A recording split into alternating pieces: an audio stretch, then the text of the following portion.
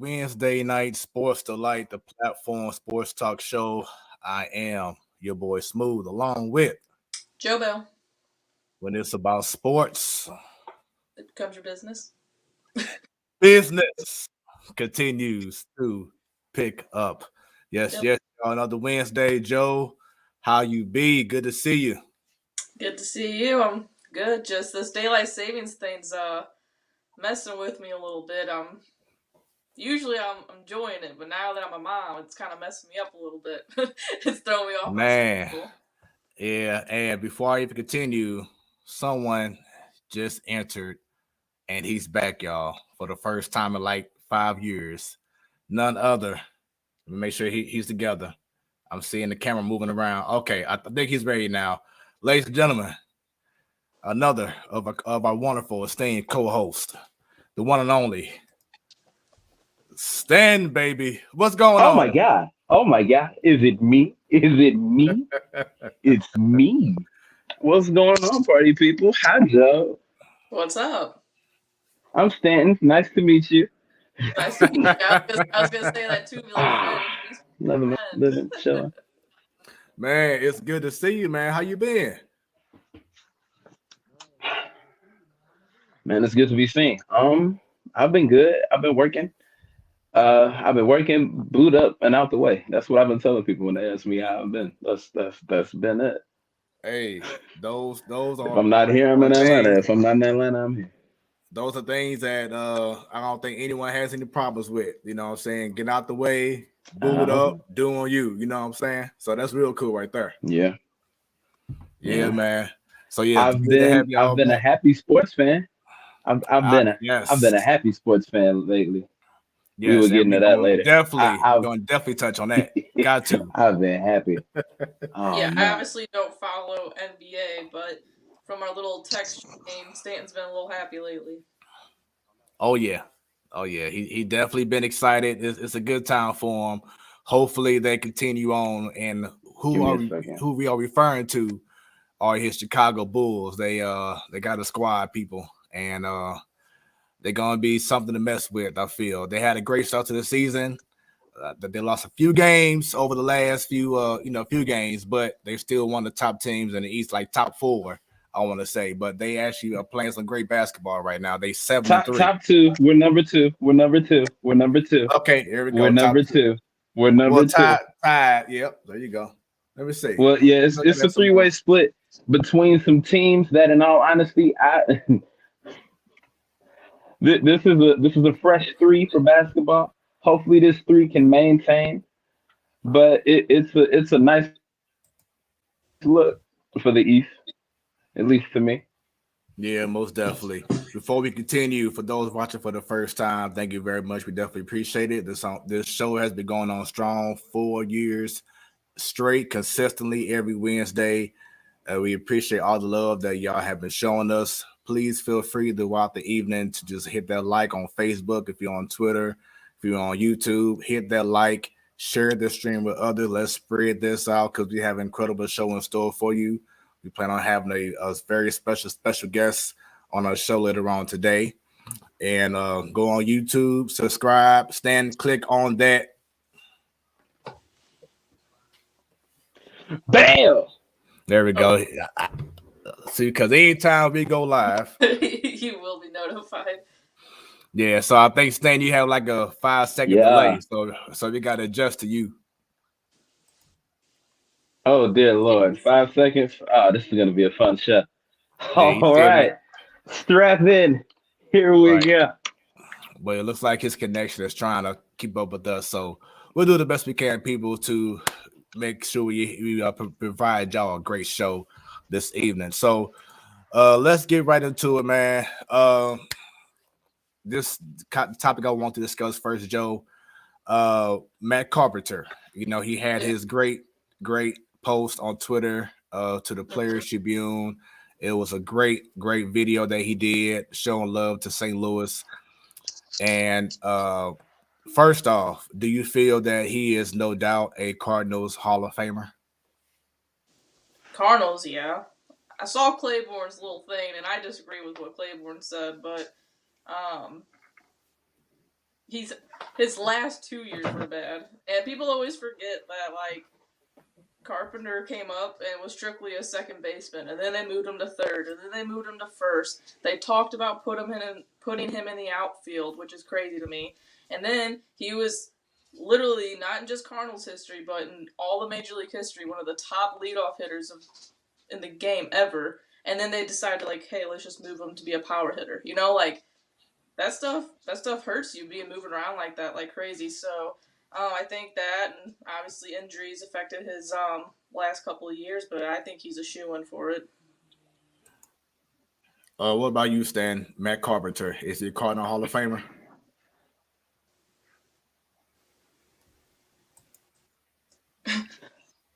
Cardinal Hall of Famer, I would say absolutely. The things that he did here and the love that he had for the city, I believe those are factors when you select Cardinal Hall of Fame people. Of course, the actual Hall of Fame doesn't care about that. But for our Hall of Fame, absolutely. And like Joe was saying, to be moved around so much within an organization has to do something to your mental. If it were me, it would tell me that the organization, they don't want to give up on me, but they feel like they're running out of options, which is unfortunate. But I appreciate them for trying things instead of just getting rid of them.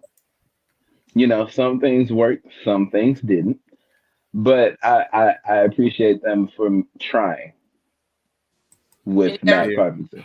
What Stanton said, I agree. The Cardinals Hall of Fame is more so of obviously what you did on the field, but also what you've done for the community. I can't talk today. Community, like he's got a Matt Carpenter Field here in St. Louis. He brought the city together with this whole little silly salsa thing, and honestly, everyone talks about like that's like his one thing that we should remember is that like 3-4 month stretch of good baseball. But I think of early 2010s whenever he's in the postseason hitting homers off Clayton Kershaw and pretty much honestly threw the entire team on his back, and got it to the championship series multiple times. 2013, whenever we were in the World Series, that's a lot because of Matt Carpenter. So I'm gonna miss him. Obviously, you guys all seen what since the beginning of time since I've been on this show. Big Matt Carpenter fan. I think the hate that he gets is wrong, and a lot of it has to probably do on the front office because they probably shouldn't have given him that contract. Like he's not going to pass up money. So, but yeah, I'm going to miss him. Hopefully he can. I think he's going to be with Kansas City, and hopefully he has some success. So it was a few points that you made, Stan and Joe, that I'm going to say. One is how the organization may have been McKinney. I'm not sure. But they messed him up in regards to it's a good thing and a bad thing. But when he had that incredible run, like in August, when he had like this crazy home run streak, and he all of a sudden hit like 30 or 40 home runs that second half of the season, it kind of like made them look at him like he's that straight number 3, number 4 hitter, and they tried to change his game around. And that really, he just got hot. He had a moment, but they treated him like he was Barry Bonds or or Rizzo, and he wasn't that type of dude. He should have stayed, batting top spot. It should have made sure he stayed on hitting balls opposite field, because we all know, Joe, like you said earlier, his 2010 or whatever early years, he was known as a doubles machine.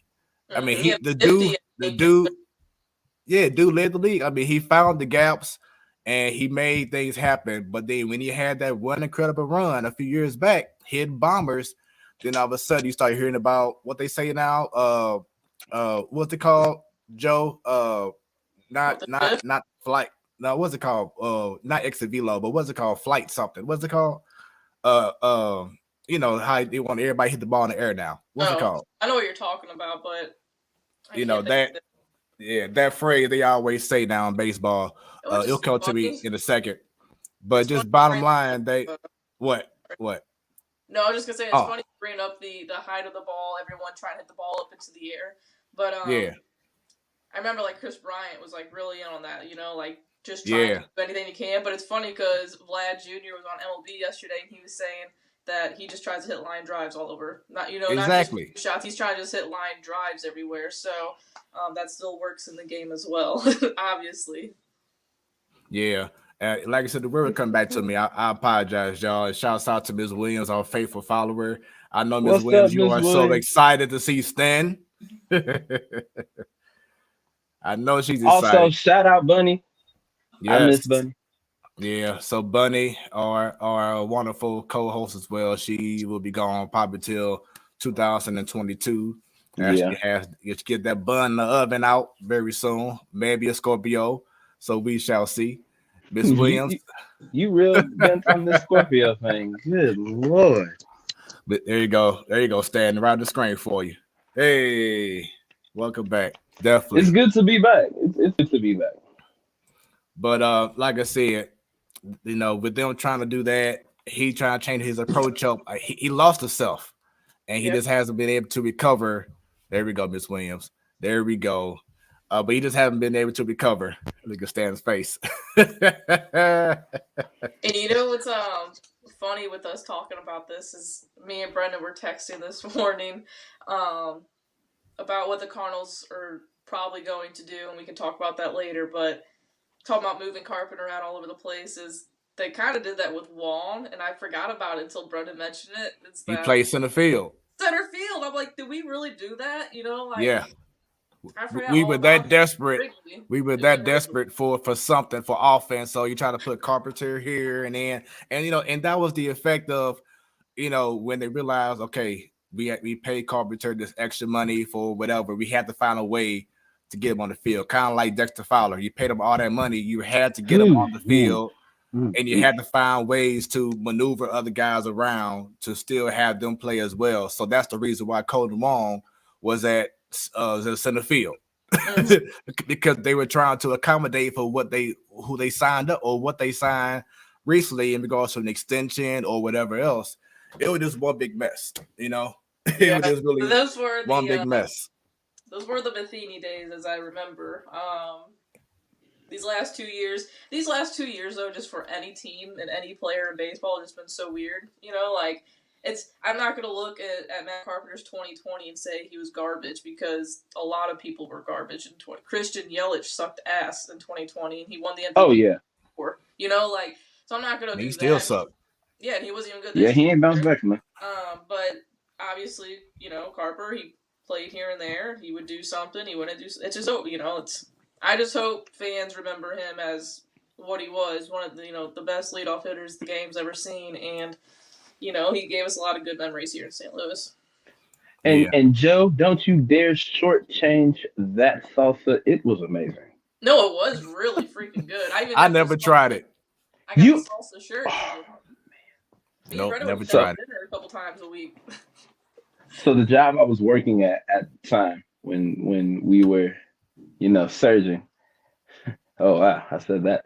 We were doing that back in 2018 with everything going on with the salsa and everything. She brought in a container of the salsa from Schnucks and brought in chips. She was like, "Oh, you all can try it," and we did. And I tried it more than once, so it was really good.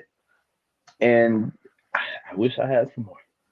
I wish they still sold it. Like, it's funny that Schnucks does these things. You have that, and you had Jose Martinez's coffee. Right. It's funny. And then I know Alex Bregman, he's got it's called Breggy Bomb. They made up their own salsa too. So I don't know. Players are doing whatever they're gonna do.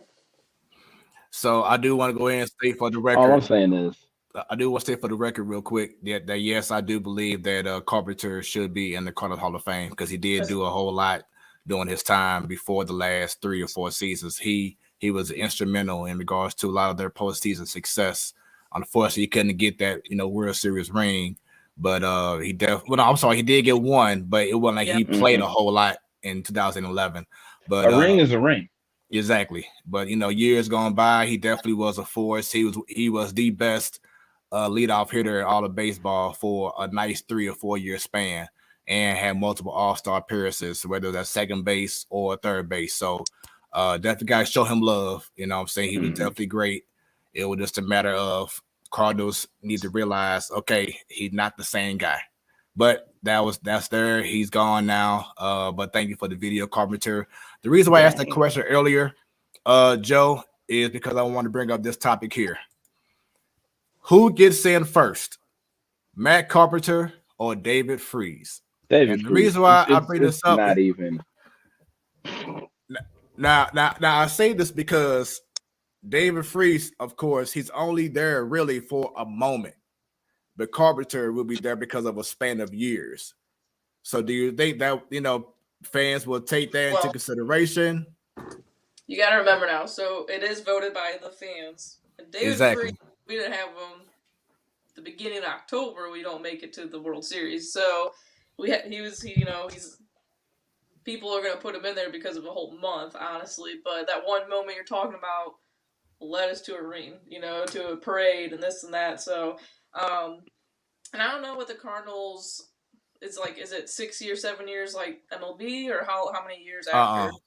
I have to find out. Now that you say that, I know the Hall of Fame has, the Baseball Hall of Fame has their own criteria, but I'm not really sure about the Cardinals Hall of Fame. I'm about to find out about that. Freese has been out for like 2 years now. I mean, Freese will get in. Yeah. I think that Carpenter should be in right away. He might be a year or two after, but I think Freese for sure. Yeah, he'll be in there first. Now, isn't Freese a hometown? Like he's hometown. Andy's from here. Andy's from here. Yeah, so definitely helps out. Yeah, I was because that's why I was saying I wasn't even thinking about him being Mr. 11 and 11, but I was just saying because he's from here, it's like, dear God, he's gonna get in. We're gonna. I don't know why we don't have one, but they're gonna make a basketball Hall of Fame here. Do we have a basketball Hall of Fame here? Basketball Hall of Fame? No. Yeah, they're gonna make one, even though we don't have a team.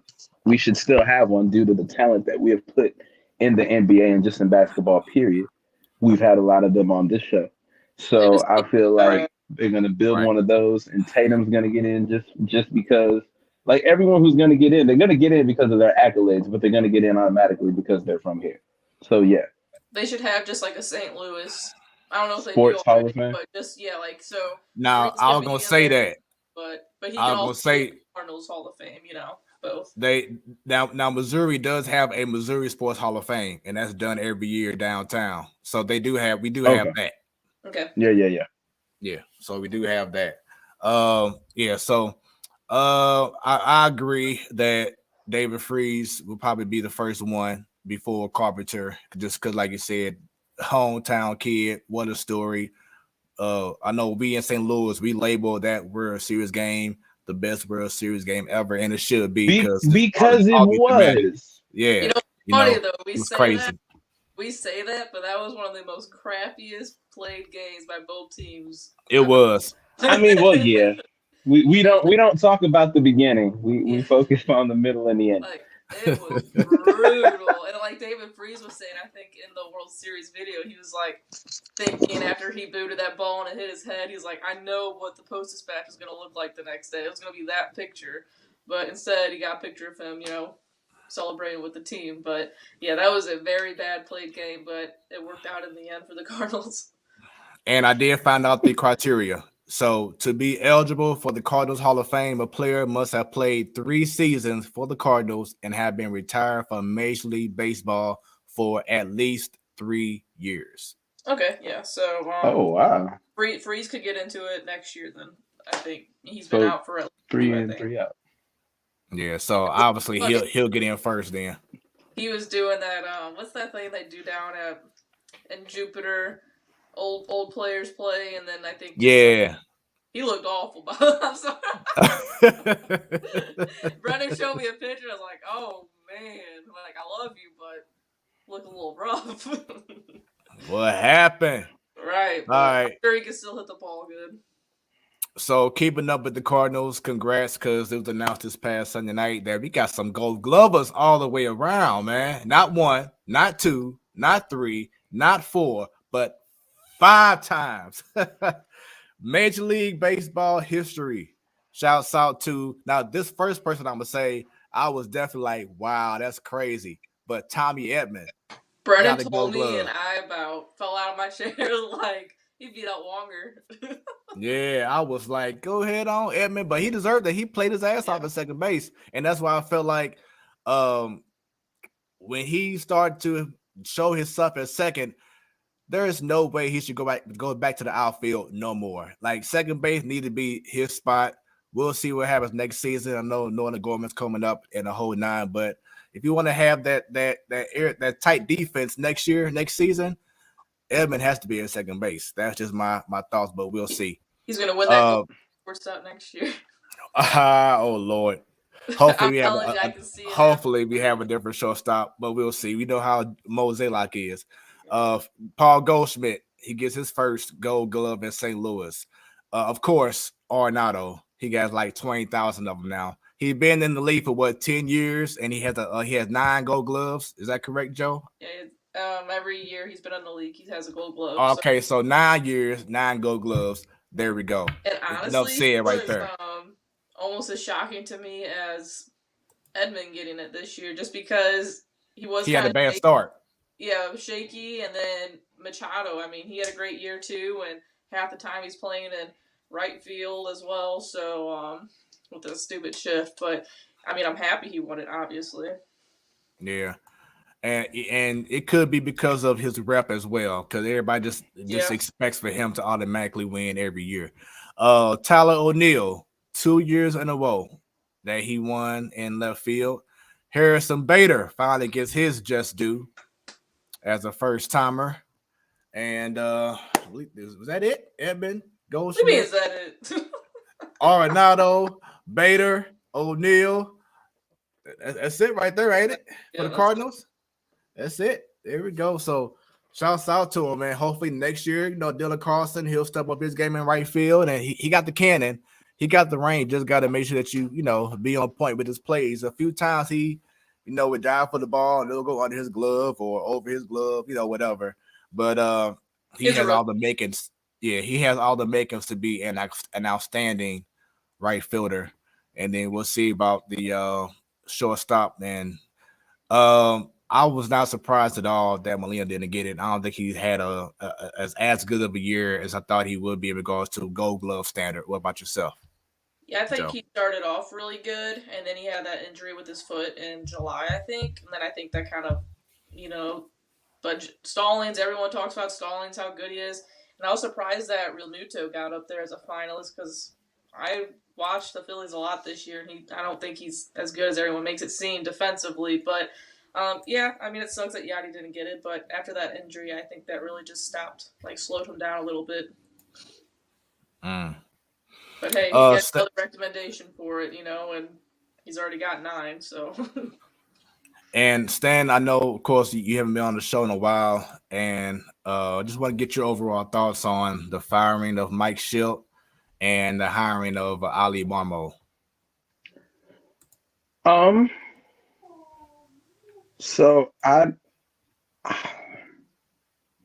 don't want to say.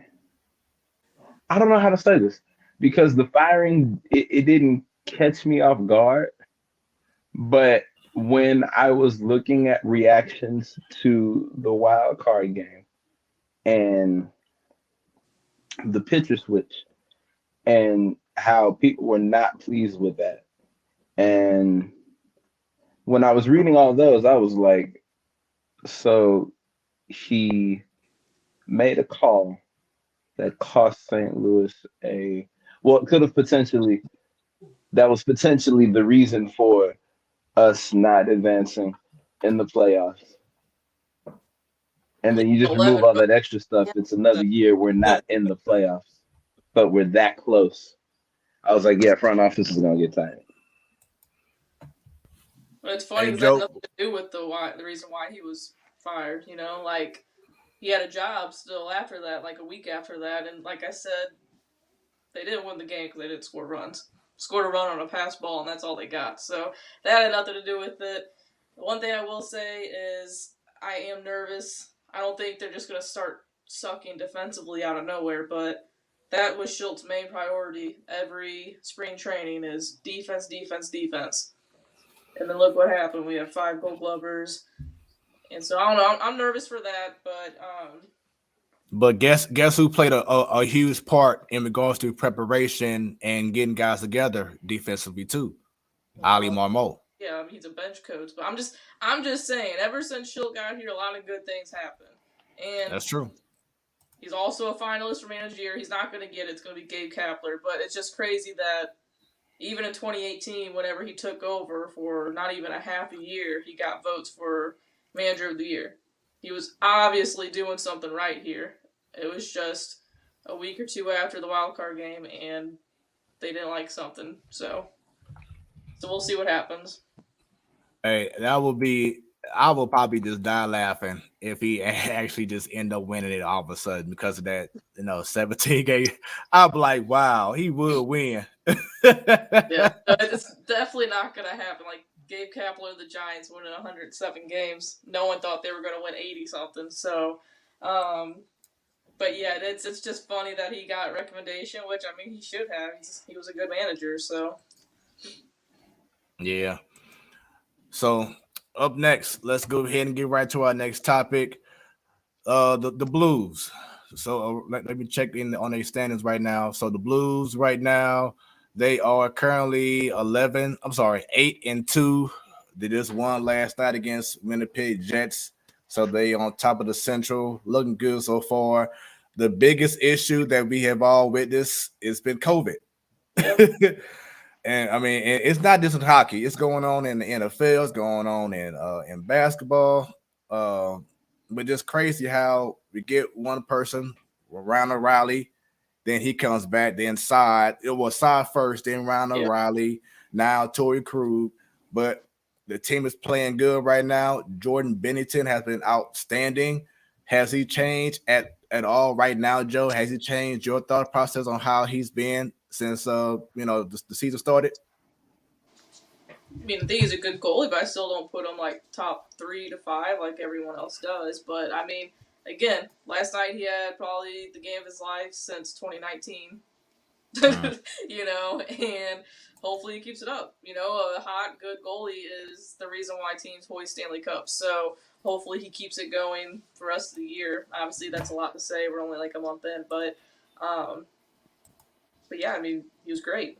Like I saw with JR's tweet, like game 1 star Bennington, game 2 star Bennington, game 3 star Bennington. So I'm just excited to see everyone healthy, COVID free on the ice, and just see what this team can do because they're scary. I don't think people are talking about them enough. Like they just have so much depth, and that's still without Sundqvist. I talk about Sundqvist every time we talk about the Blues, but I just can't wait for him to come back too. And what was that, the third line with Senko and Kyrou and Thomas? Like that's a nasty line. if they can all do what they're like capable of doing, we have one of the deepest teams in the NHL, I think. Do you feel that the Blues made the correct decision sending Jake Neighbors down?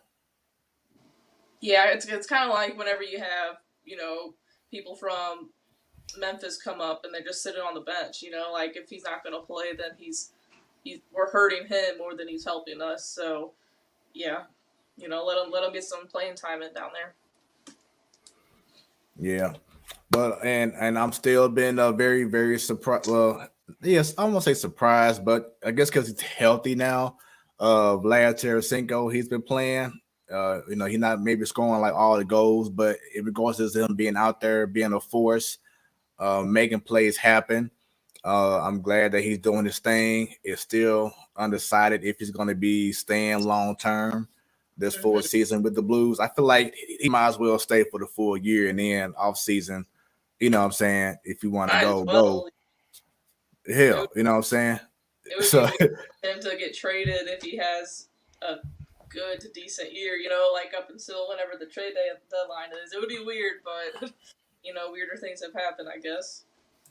But that's the whole thing, is that if he gets hot and starts scoring mad goals, that's going to up his value in regards to the trade. So he gets somebody good back in return. So we're kind of hoping that he just all of a sudden he gets back to 2016, 15 Tarasenko, then we can probably get more pieces for him instead of trying to keep him on, knowing he still maybe does not want to stay on the team. But maybe something has changed.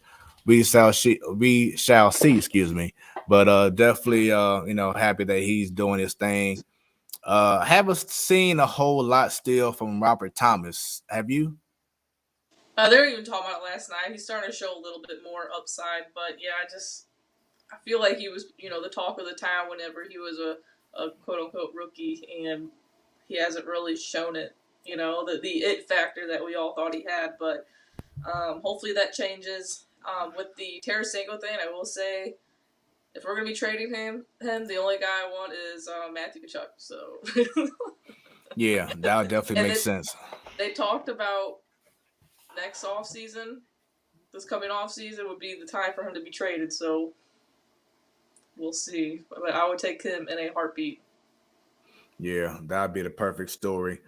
Stan, you said that you have not been to a Blues game. Is that correct, or you have?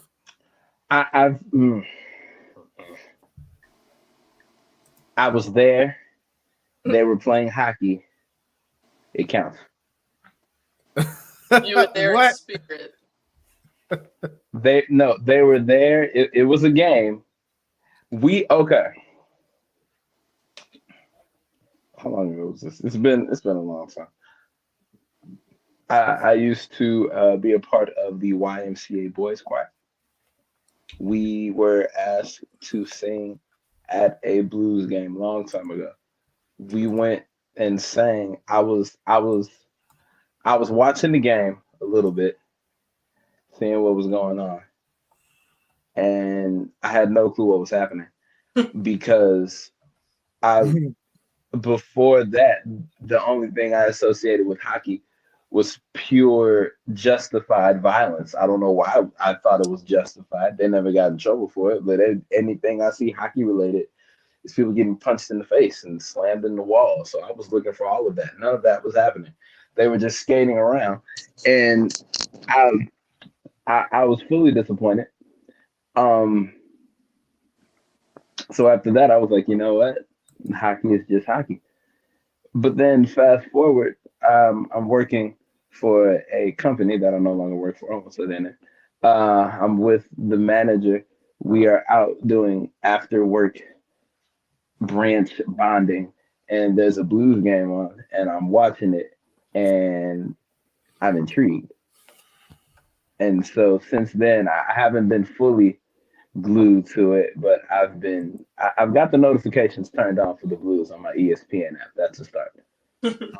So I'm told when the game starts. I'm told when it's over, and any news that happens. So I'm there somewhat for the important stuff. Nothing wrong with that. Joe, is this acceptable? It's probably not. You count. Hey, you like it, we love it. I haven't been to a game since 2019. The last game we went to was we were playing Boston at home. We were wearing our Winter Classic jerseys. We had sweet seats, and we won in a shootout. And that was, I think, during that 11-game stretch, or maybe I can't remember what it was. But anyways, the team was rolling. It was an awesome freaking game, and that's the last time that we were at Scott Trade when the Blues were there. We went to. Oh wait, no, I am lying. I went to that Game 7. How could I forget about that? But after that, I went to a watch party for Game 5 of the Stanley Cup Final, which that was really fun. But yeah, those all in 2019. Those the last time I've been down there. Okay. Yeah, the last time I've been down there was the commercial. Oh wow, for the sports talk show. Wow. Yeah, I ain't been down there since. Back in the day with B. Baker. Yeah. So let's see. The last time I was there was the same year that COVID started, and he had to suspend the season for a few months. That was the last time I went.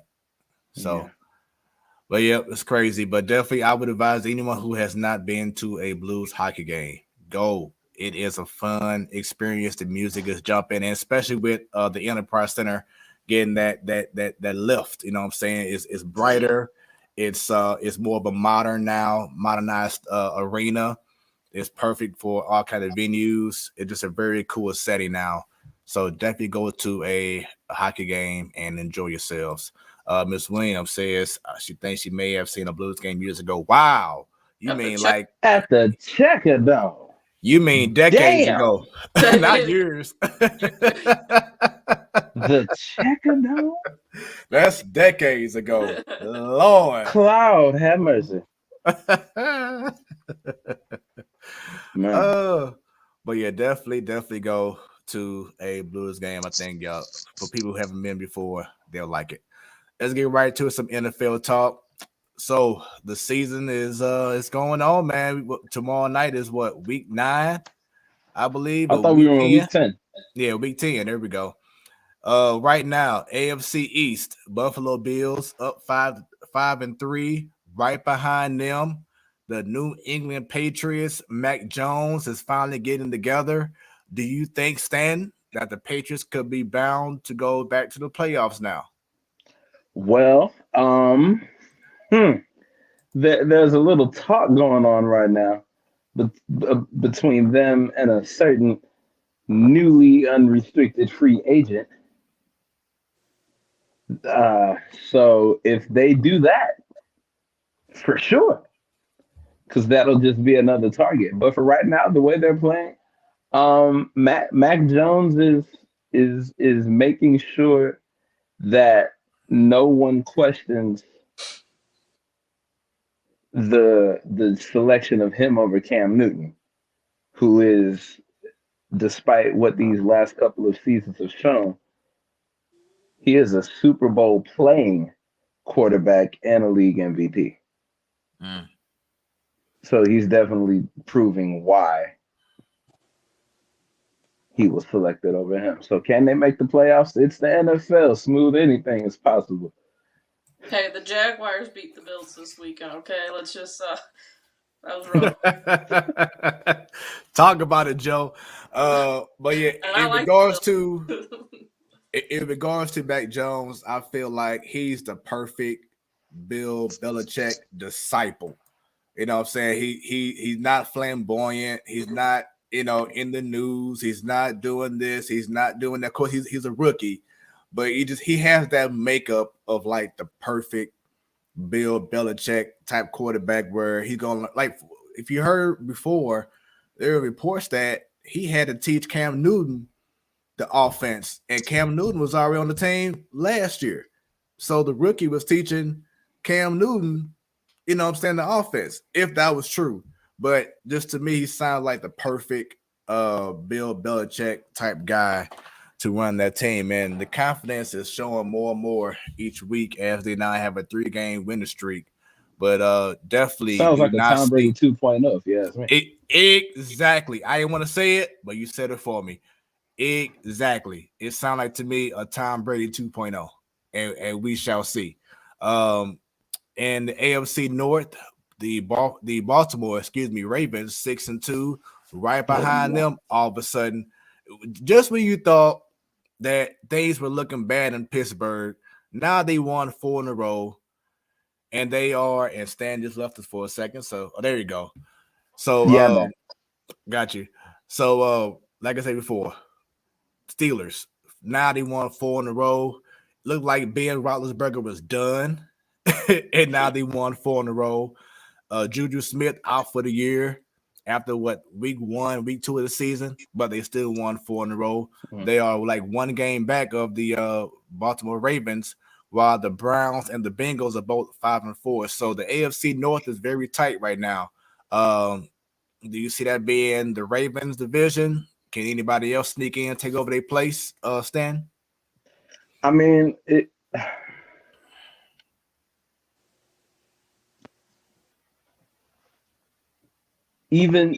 is going to sound so strange because we're heading into week 10 and I can still say the season isn't over yet.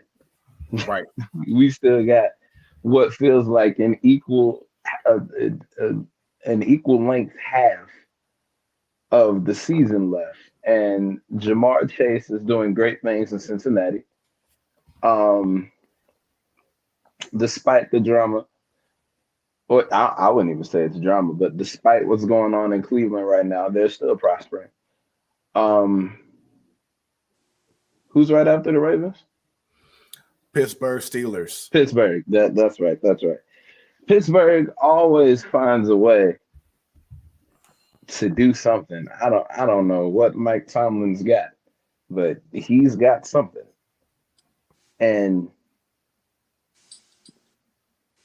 that's just that. But the Ravens, this is a yearly thing. We've seen this for the last 2 years now.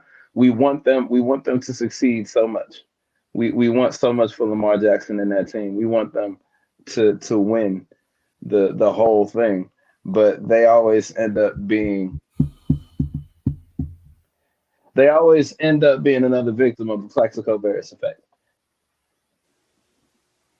And not saying it's deliberate, but when the time comes, they freeze up, something happens, and then bow right in the foot.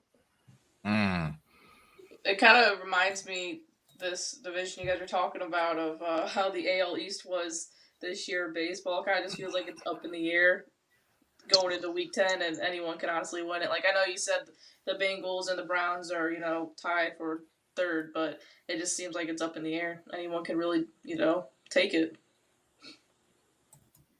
Yeah. And then, like I said before, with Pittsburgh winning 4 in a row, they hitting their stride. So we should definitely see. AFC South, the Tennessee Titans are 7-2, had an incredible, surprising victory over the LA Rams this past Sunday night.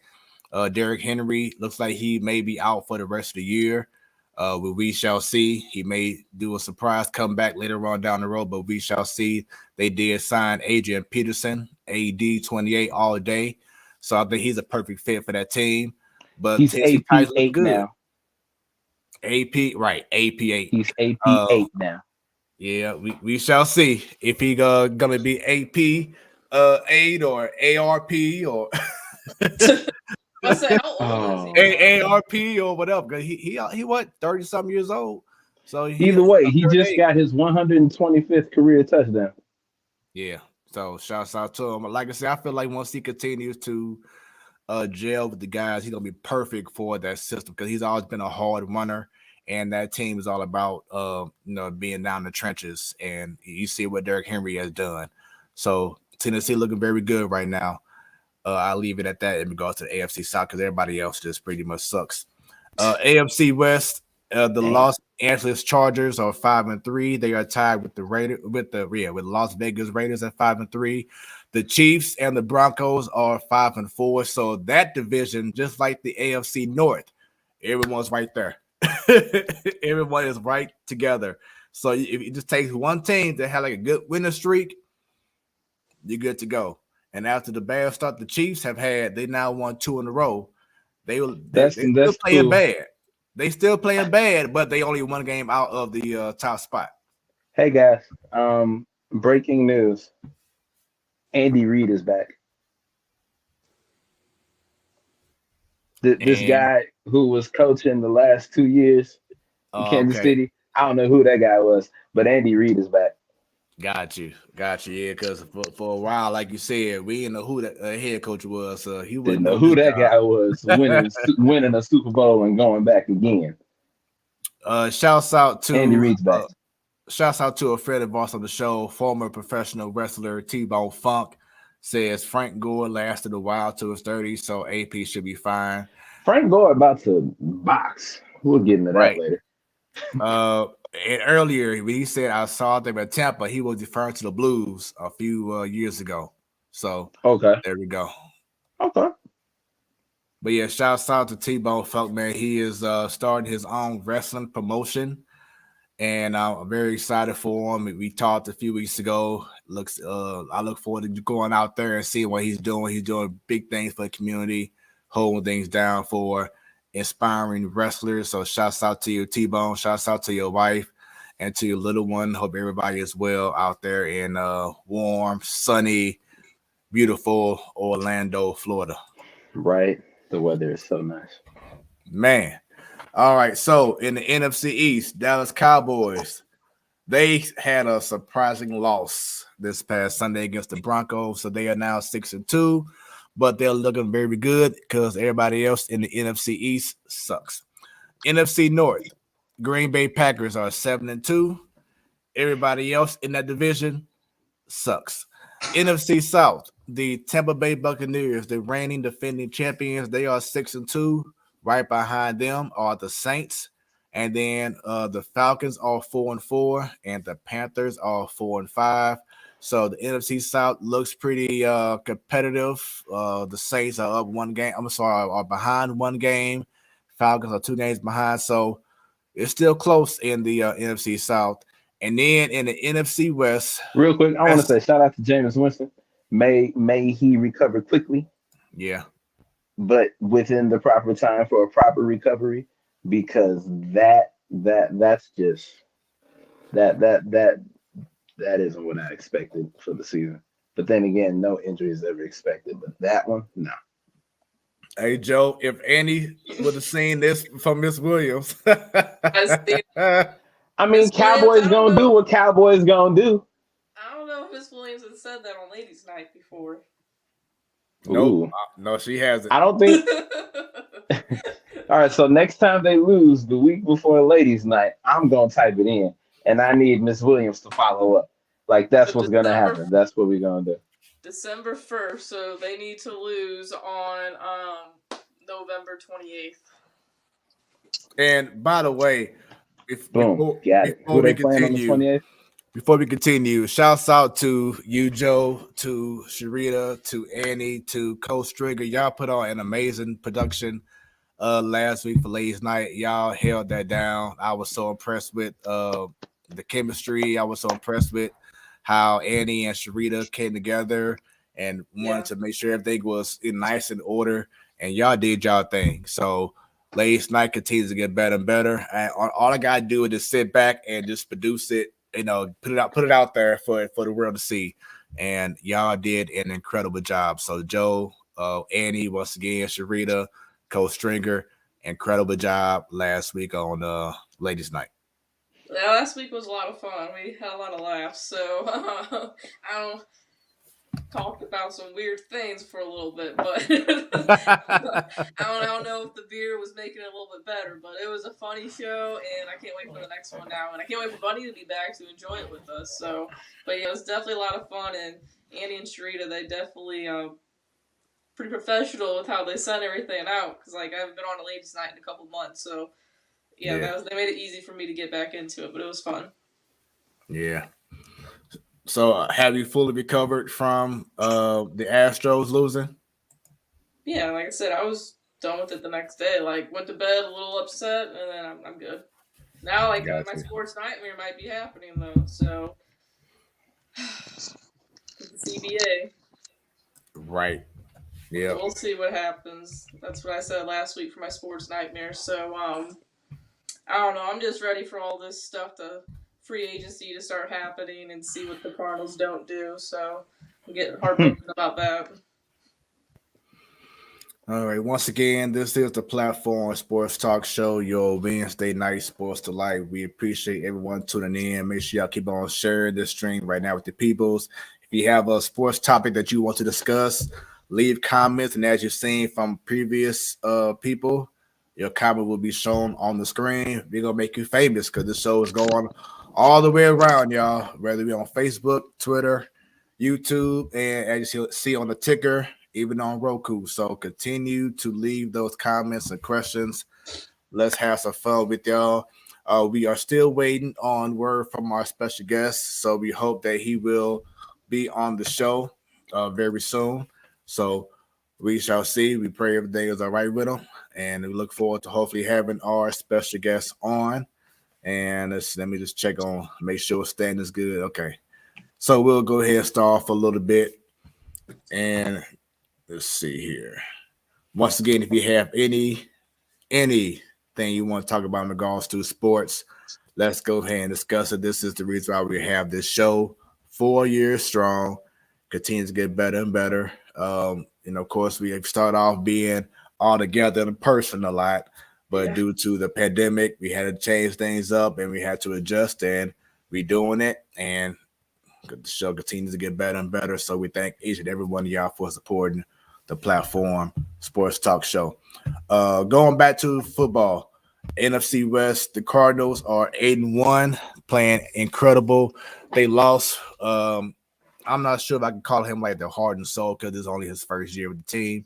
But JJ Watt, he is out for the year. He recently, I think, had like a leg injury or something. I can't recall what it was, but he's out for the year. Kyler Murray missed last game, but they still won. Cliff Kingsbury, he's doing this thing in Arizona. So we shall see if they can hold up because it's a 17-game season now, not 16, and we're on week 10. So let's see what happens. Right behind them, the LA Rams. And once Stanton gets back on, I definitely want to get his thoughts on the move that the Rams made last week in getting Von Miller from the Broncos. That was a huge, huge move for them to make last week.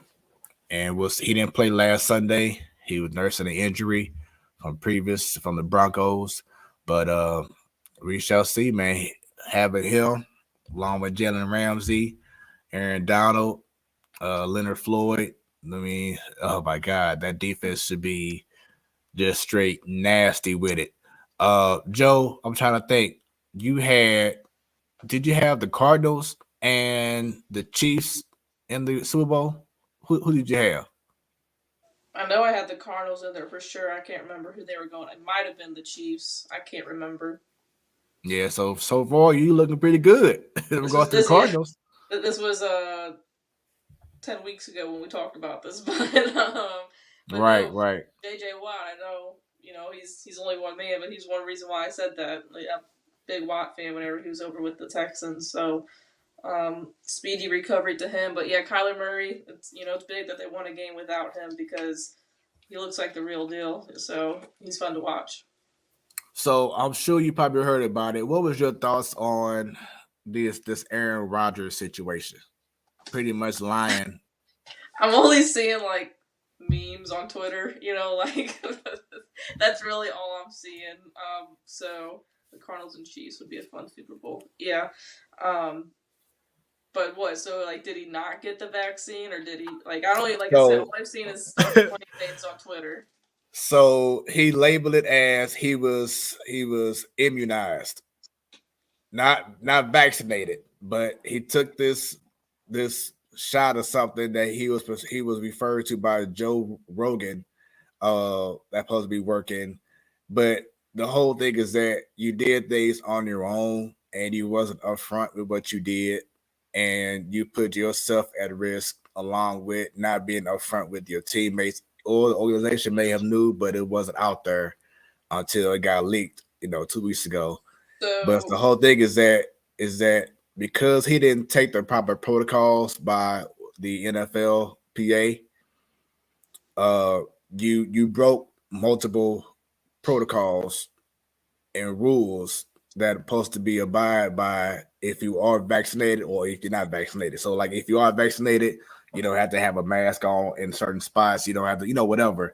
But if you have not gotten vaccinated, if you have like a team meeting, when you meet the press or whatever, you're supposed to have a mask on. You can't do commercials. You can't do this. You can't do that. All those things that he did do, like he was vaccinated, but he wasn't. So it's like all the lies. Yeah. And my issue, like I brought to ladies' night last week, was that a lot of people was getting on, Cam Newton at the time for not getting vaccinated, and Stan is back on the show now. They were getting that, people like Kyrie for how he, was handling it, but Aaron Rodgers straight flat out lied about it, and did not even get suspended. Just the team got docked some money, and that's it. So wasn't there a hockey player that just did that, or was it Kane that we were talking about? I know Patrick Kane. He lied. Evander Kane. No, I'm sorry, Evander Kane. My bad. Yeah, I know his situation was he had a fake vaccination card. But here we go. Ms. Williams broke it down. He definitely misrepresented what he got. Then he wasn't even what is it? immunized. Then what he got was a prophylactic treatment of monoclonal antibodies. That's See, it. I'm done for the night. Those are big words. this is why we love Miss Williams. If he See, had wait, no, go back. This is the one right here. I work for the Washington University School of Medicine, and this just made my brain hurt. What? A prophylactic treatment of monoclonal antibodies. You know what, Miss Williams? Go ahead then. That's all I got to say. Go ahead then. Learn us something. I don't know how to spell all those words by the end of the night. Man, by the end of this song, then she says, Lord. if he had been sick, it might have helped. Taking it early was useless. At the end of it all, he contracted the virus, and at least Kyrie and Cam were honest. Exactly. That's the main thing. Everybody else was honest. Aaron Rodgers lied about it and tried to, hide it as if he was like a guy that can't be caught. No. Well, and you put others at risk who thinking that you vaccinated. Let's say you got like he's getting interviewed by someone from Fox or ESPN or NBC, and they're going off of, okay, yeah, he's vaccinated. He must be vaccinated. He's good. So they all close to him. Hey, Aaron, you know what I'm saying? Microphone here. They probably right here next to him, thinking he's vaccinated. And no, you lied. You lied. So it's like, okay, where is the double? It's like a double standard, I feel, in regards to how certain. So what's going to happen with them then? Like, what's going on? Nothing. Like he got fined like under $15,000, which ain't nothing to him. No suspension, no nothing. In sports, but like, because it wasn't there some kid Love that started. Yeah, Jordan Love, and terrible job. Yeah, horrible. Well, first off, did you see the seats they gave his family? What the hell is that? That was disrespectful. I mean, did he play like they deserved better seats? I don't care. That could be his only game in the NFL, and that's. It probably was. It probably was. Like at least let them, watch it up front, not their little speck up top. It doesn't hurt that bad if you watch your child get their ass beat from a far distance. I wouldn't know because I don't have kids, but that's not something I'd like to see up close. Just be like, damn, my son getting his ass beat, and here I am, bruh. You remember Mike Myers? And here I am, just right here watching it. Do you remember Mike? My son can see the disappointment in my face if he looks up. You remember Mike Myers' Major League debut on Sunday Night Baseball? And his dad's face? That was effed up. Let me tell you that. That was messed up. But, yeah. I would still, even if my son was playing in the NFL, and even if he did suck ass, I would like to watch it, up close and personal. So, Stan, now that you're back, when you first heard about the trade that the Rams acquired Von Miller, what was your reaction? I'm gonna take 5 seconds. What the fuck is going on? I still don't understand. I still don't understand. What throws me off is he dropped his own video, discussing the conversation he had with front office, with Elway, with everyone in the front office. And that didn't help me either. I'm like, it's just business. That don't sound like smart business to me. But then they turn around and beat the Cowboys. So I don't know. And if he would have played, could we have possibly beat the Titans? I'd say yeah. But he wasn't cleared yet. They're saying he should play this week. Wait, no, we got Green Bay this week, right? No, we playing San Fran next Monday night. San Fran, that's who it was. I saw the shape. Like that? Huh? Why are you saying we like that? Excuse me. I'm the 54th man. Okay. She said, "Speak for yourself, partner." I'm the 54th man. I'm saying we as me and them. All right. I'm Whatever. 54 over here. I watch highlights. I study film. I do it. I do it with the Bulls. Well, I rewatched the Monday game yesterday. I study. I look and see things that have changed, the things that are the same. I study my teams.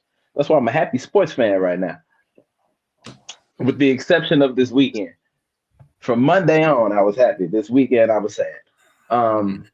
But yeah, Can we talk I about was. Who? Say it again. Can we talk about Stan Kroenke? Go ahead. Can we? Because that's hilarious. I just want to know your guys' opinions. Like, The Rams will be back by 2024. No. although I don't think we'll get the Rams back, but No. Somebody gonna be here. No, a brand. Yeah, it more likely it's gonna be a whole new franchise, like from the ground up. We're not gonna get no other teams. It's coming from no other city. St. Louis. We're gonna have our own brand new franchise. That's the only thing that we should accept, along with billions of dollars. That's what we should be getting. What he tried doing, like settle for like $100 million, and that was So here's the article right here. So Rams. Hold on, before we get into that, what your proposal, Smooth? I'm gonna say no, and here's why. That's an odd number. What? If we get a team, where are they gonna go? Where are we gonna, like, for that to work? It would. You've got it set already. You got your 32. To just throw in an extra team, that would throw it off. At least in my opinion, it's like we would be the perennial wild card because we'd just be there. Now, truthfully, and this is what I said a few weeks ago, and Ms. Williams, I think you recall me saying this because I think I sent you a post on Facebook about it. But my proposal would be, like she just says here, like I wouldn't even want an NFL team again. We had 2 opportunities already, and you saw what happened. But I would get as much money out the NFL as possible. I mean, billions of dollars out of the NFL, and I would take all that money. I wouldn't have to use any of our money at all. It'd be all the money that we get from the NFL, and we get an NBA team, and use all that money. Not all the money, but you know what I'm saying, enough money from what we got from them to start at a franchise, owners, the whole nine, and get that thing going. To get an NFL team, it's been great, but we've seen what happened. We can't trust the NFL. We've been there, done that twice. Exactly. Yeah. So, like I said, I would use the NFL's money to have the NBA. And like I said, we don't have to spend any of our dime of what we already had. It's going to be what we get from this lawsuit, and boom. There we go. Let's get an NBA team. Give some to Mo. So let's spend at the free agent market. So I would say I would love to have an NBA team here, but I feel like that will play out the same way as like what I just said about with the NFL. They've got their set numbers. Like these are 2 leagues that they can't just do. Excuse me, like an odd number of teams. Like you can't have it because some conference is going to be off balance, and then there's a higher chance with us getting an NBA team as opposed to an NFL team because I know that other cities have been trying. I know Seattle, since they lost the Supersonics, have been trying to get an NBA team there. There are other cities that could possibly use an NBA team. I can't think of any right now, but I'm pretty sure they're out there. Kentucky would be a nice basketball state. Maybe. That could work. Can't think of anywhere else. But there would be larger plans that would have to be in place for us to do that. And we could have the money, we could have everything ready to go. But again, it'd have to be voted on and everything. So as far as bringing a team here, I feel like we got the best for now that we could with this soccer team as far as bringing teams here. Like that can be something down the line, but the league would have to get other cities in too. And there was an article that came out a while back, and St. Louis was on that list for teams in the NBA as a potential location. So it's not like it's something that they're not looking at, but it's something that will probably take a longer time. At least in my opinion. Got you. Let's see. Miss Williams says, put that money to bring back the Battlehawks. Well, hopefully they bring that back because I know they're coming back next year. Hopefully we just get them off GP. Because where else are they going to go? Who better for them than us? Right. Cacaw. There it is. I mean, I feel it's coming back. It's right now the XFL just slowly getting things in order, people together, the whole nine. I think we had nothing to worry about when it goes to XFL. We'll be solid there. Just a matter of. Oh no! Remember when The Rock put in for part ownership? They had a goal return of 2022. So yeah. And you had the Battlehawks helmet behind them too, in the case. So well, he had all of them behind him. So. Yeah, he did. All right, so Joe, that is time with you. We thank you very much for joining us for the baseball and hockey and NFL talk. Yep, it was fun. All right, so you have a great rest of your evening. You too, and nice meeting you, Mr. Stanton. Nice meeting you too, Miss Joe. You guys have a good night. All right, you do this one. All right, y'all. So it is that time of the show.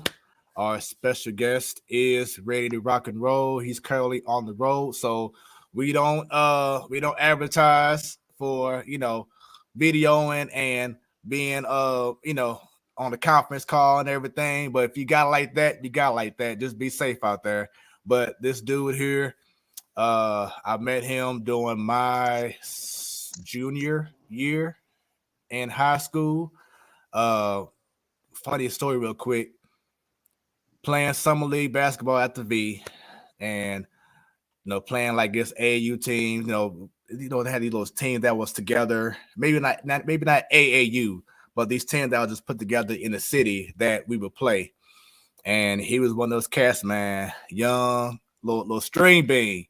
But when I say this dude here is so talented, and then I found out that he was coming to the V the very upcoming season, along with Lorenzo Gordon and Nick Kern and all of them, it definitely changed the landscape of what was going to happen at the V, knowing that we was already a powerhouse.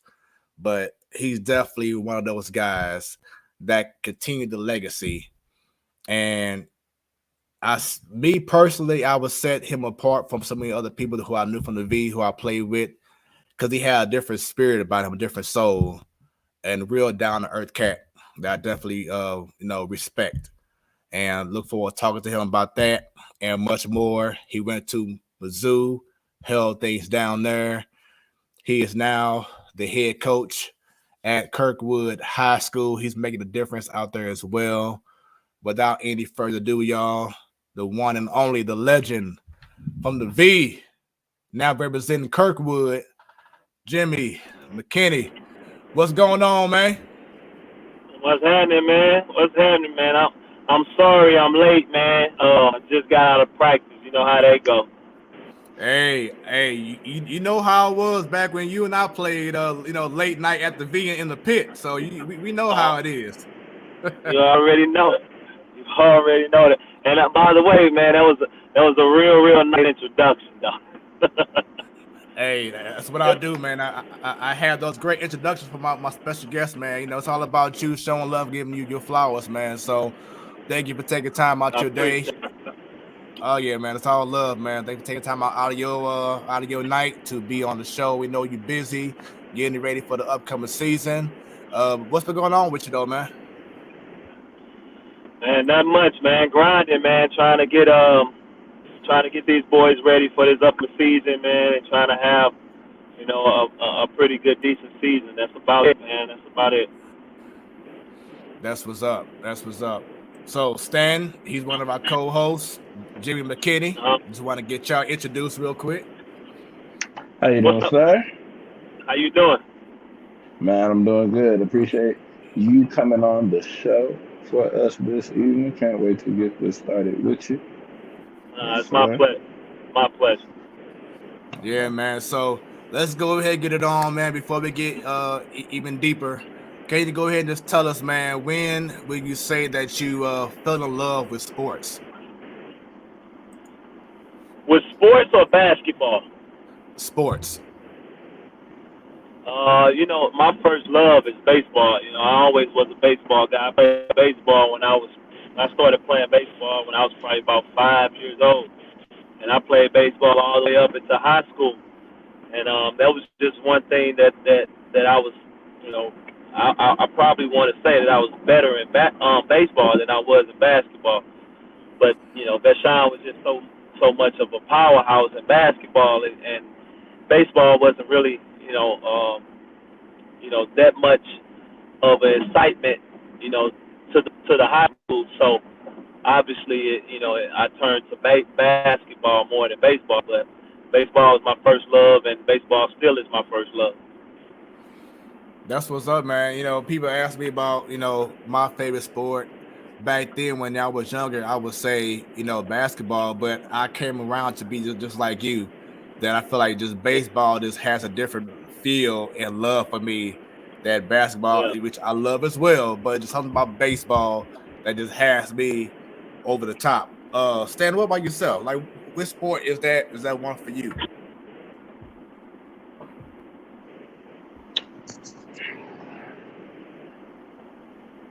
So he had to think about it.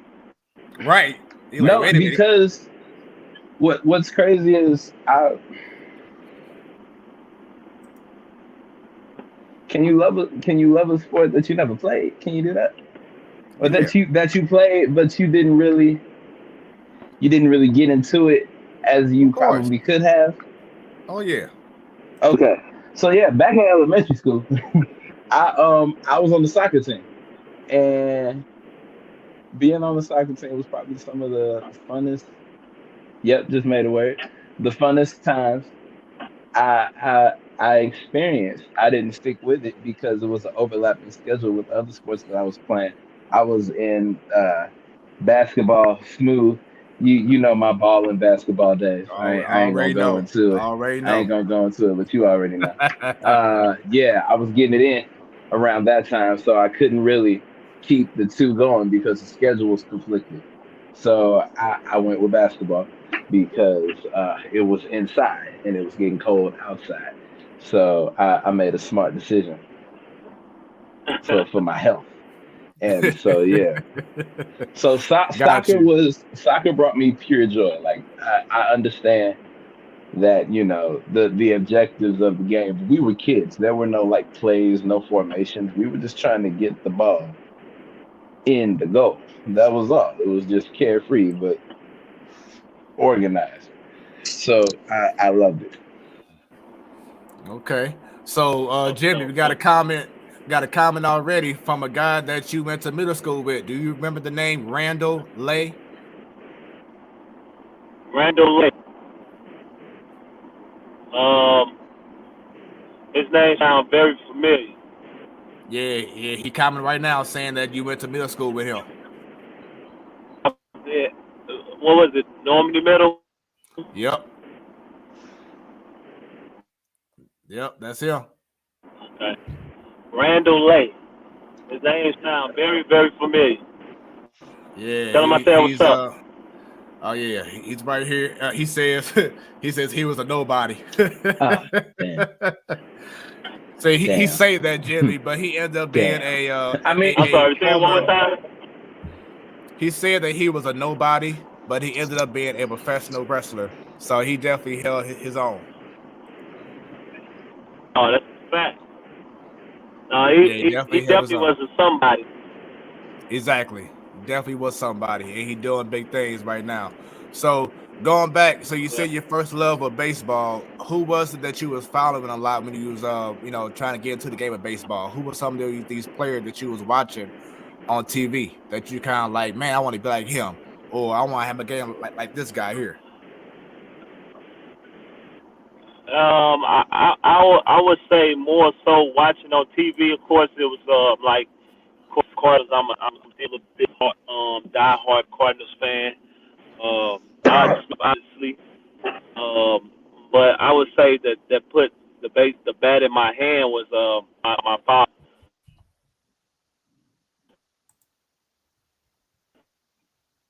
My father, he tried out for the Cardinals team, but he didn't stick with it. I don't know why, but my whole family was big in baseball.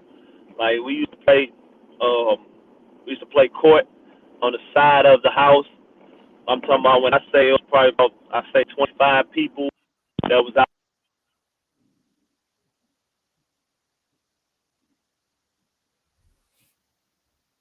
Okay, guys, we do apologize. We may have some connection issues in regards to his feed. Hey, Jimmie, for right now, your audio went out, so you may be in a bad area. We can see you, but we just can't hear you. I thought it was me. I was like, here we go again. Nah. Yeah. All right, there we go. Now we can hear you. Okay. So what I said was, watching. Obviously, I'm a big Cardinals fan, but watching, baseball.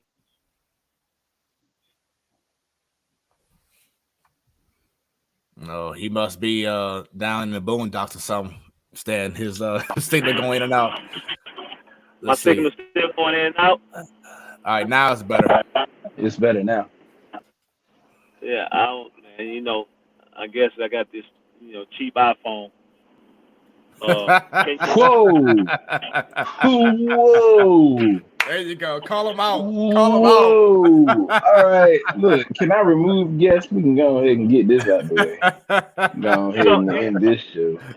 iPhones, man.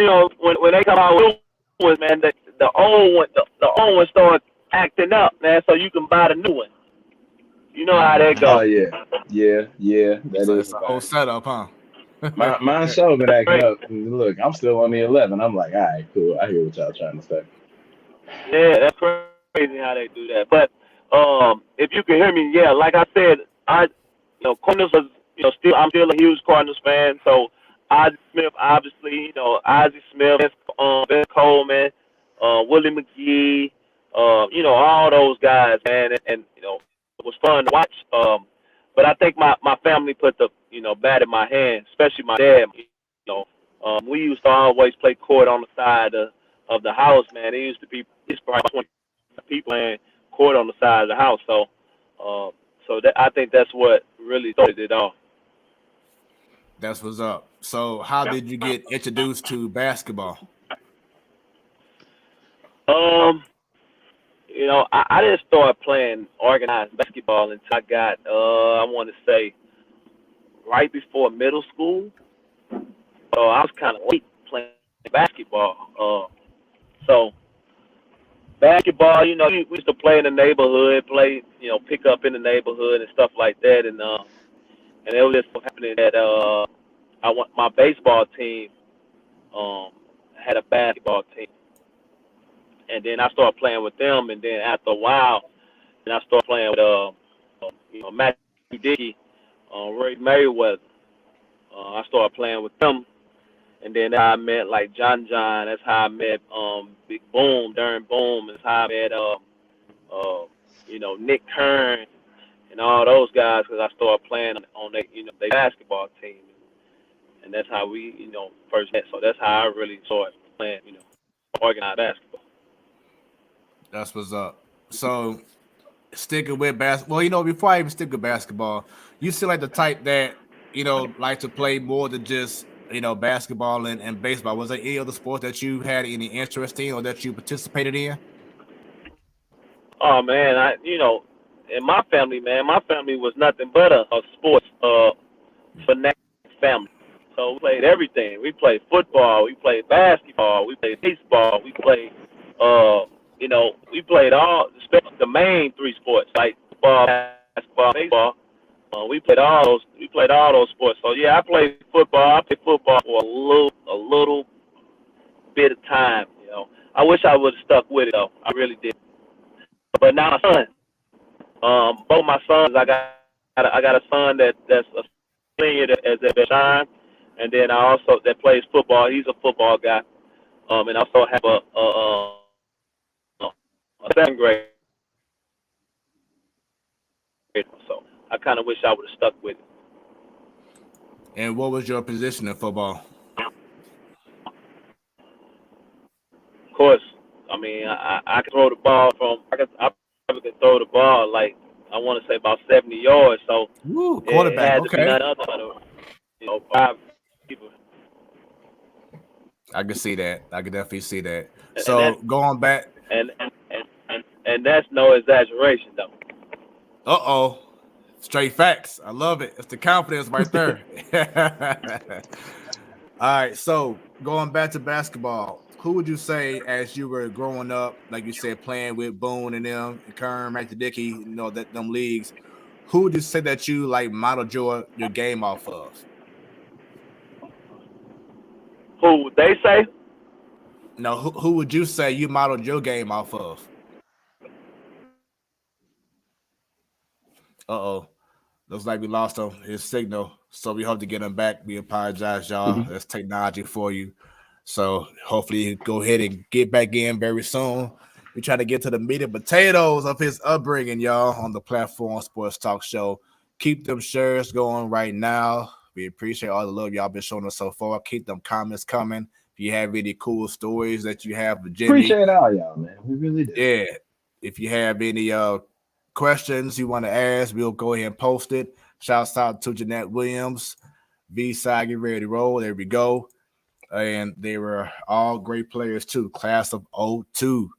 Yeah, y'all definitely had some people come in and change the game at the V. Stan is a proud alum of U City High School. I don't think we had the opportunity to face the V. Did we, Stan, like during your time we was there? We ain't never see y'all. Okay. Y'all welcome. We ain't never see y'all. Y'all welcome. We ain't never see y'all. I don't even think we're in the same class, are we? I'm not sure. What class are you on? Year. Well, at the time I was there, it was 4A, but I think now it's like 5 or something like that. But they keep changing it every year. Yeah, we're either 3 or 4. Oh, okay. I think we're 3. Keep changing it. Yeah, so we apologize, y'all, but he's having some signal issues. So we hope that once it gets to a better area and there's more of a stable connection, then Jimmie McKinney will be back on as our special guest as we continue to get into his upbringing and everything in that. So let's get right to real quick, Stan, some NBA talk. You talked about it earlier. Let's talk about it now. So Chicago Bulls, man, how you feeling about this team? I'm proud to say I haven't missed a game, virtually at least. I'm liking what I'm seeing from the team so far. We've got the heart. We've got that fourth quarter clutch stretch. We've been out in our victories. We've been outscoring our opponents in the fourth quarter by at least 20 points. So that's been a plus. We just outscored Brooklyn, which was nice for me, 42-17. So that was the fourth quarter box score. So we outscored them. So we always have that clutch factor. A few things that I'm excited and looking forward to. Kobe White got sent down to Windy City Bulls so he can start getting in conditioning and training and get some game reps in so he can get ready to come back to the 15-man roster. So that's something I'm excited about. We are in need of another big man. Pat Williams just went down for the year with a wrist injury. So we're in need of another one. Vooch right now is playing center, and other than him, we're playing small ball. And small ball isn't really going to help when we start going against these bigger teams. Like we made it through the Nets other day. We made it through. We made it through Brooklyn. Better. We were just out shooting, but they were getting those shots off until we really put the lock on them in the fourth quarter. So we just need a bigger guy to contest those shots. And if we can get that, I like our chances this year. I really do. DeMar DeRozan is putting the team on his back, but Zach LaVine is letting y'all know it's still his team. Playing with a torn ligament in his thumb, mind you. He's been balling like this with a torn ligament. So do you feel now that he's playing on a different team that Caruso is showing that he's the real deal? I feel like because I saw something on one of the, it was either ESPN, Sports Center, or Bleacher Report. I saw it on Instagram. I think right now Caruso,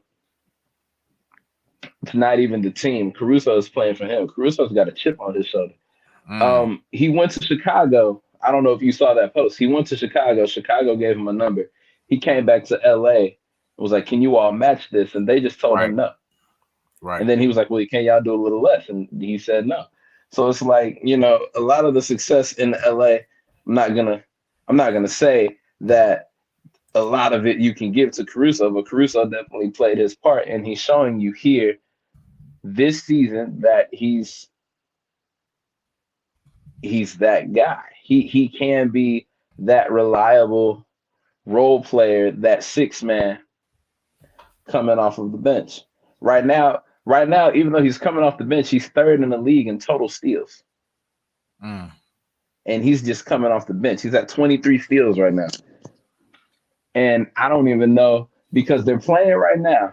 And I don't have it on right now, but they're playing right now, and I don't know where he's at right now as far as steals. But he's been contributing. Everyone is contributing. The chemistry is great. We've got to work on defense. We give up way too many open shots, especially last game against Brooklyn. There were Kevin Durant open shots that he was missing. Joe Harris open shots, he was draining them, but then there was something he was missing. Patty Mills open shots, getting them. LaMarcus Aldridge open shots, hitting them. Blake Griffin bricking open shots, so I wasn't worried about Blake. But it's just the openness. We've got to work on, like Stacey King says, KYP. We've got to know our personnel, or in this instance, it's KOP. We've got to know our personnel on the floor who we're playing against. See, I told you I'll be watching these games like I'm an unofficial member of this roster, man. I'm all the way. I'm the person in between the coaches and the players. That's me. I see. So I'm looking right now at the standings, and the tie for the top team in the East is the Heat, Bulls, and the Wizards. Actually, it's a 5-team race in regards to the top spot. The Heat, the Bulls, the Wizards, the Nets, and the 76ers. And then now we know, of course, it's early, so we know it's super early in the season. Are they all 7-3 or something? So Miami, Chicago, and the Wizards are 7-3. The Nets and the 76ers are 8-4. Oh. Yeah. So if they didn't have that fourth loss, they'd probably be above both of us. All three. Oh, wow. And then right behind them in the 6th spot, the Cavaliers. 7th is the Knicks. 8th are the Raptors. Right behind them, the Bucks, then the Hornets. Then the lower tier, Boston, Pacers, Hawks, Magic, and Pistons. So still early. A whole lot could change in a matter of weeks, but that's how the East looking right now. Now, Cleveland is having a great start. I don't know how long this start is going to last now, since Colin Sexton is out with MCL injury. But they've got all the other pieces that are balling. I hate to see him there, but I'm glad he's doing good. Lauri Markkanen. Yes, thank you, Ms. Williams. I'm sorry. Lauri Markkanen is balling out right now in Cleveland. He's earning his keep. Just lost the game they should have won. That's been the Cleveland way. since LeBron left, losing games that they should have won. So that's got to go watch my friends. All right, Ms. Williams, thank you for coming through. I can't Have a talk great right evening, now. Miss Williams. Did Joe pass it on to me? Right. I think Joe passed on the no talking bug to me. But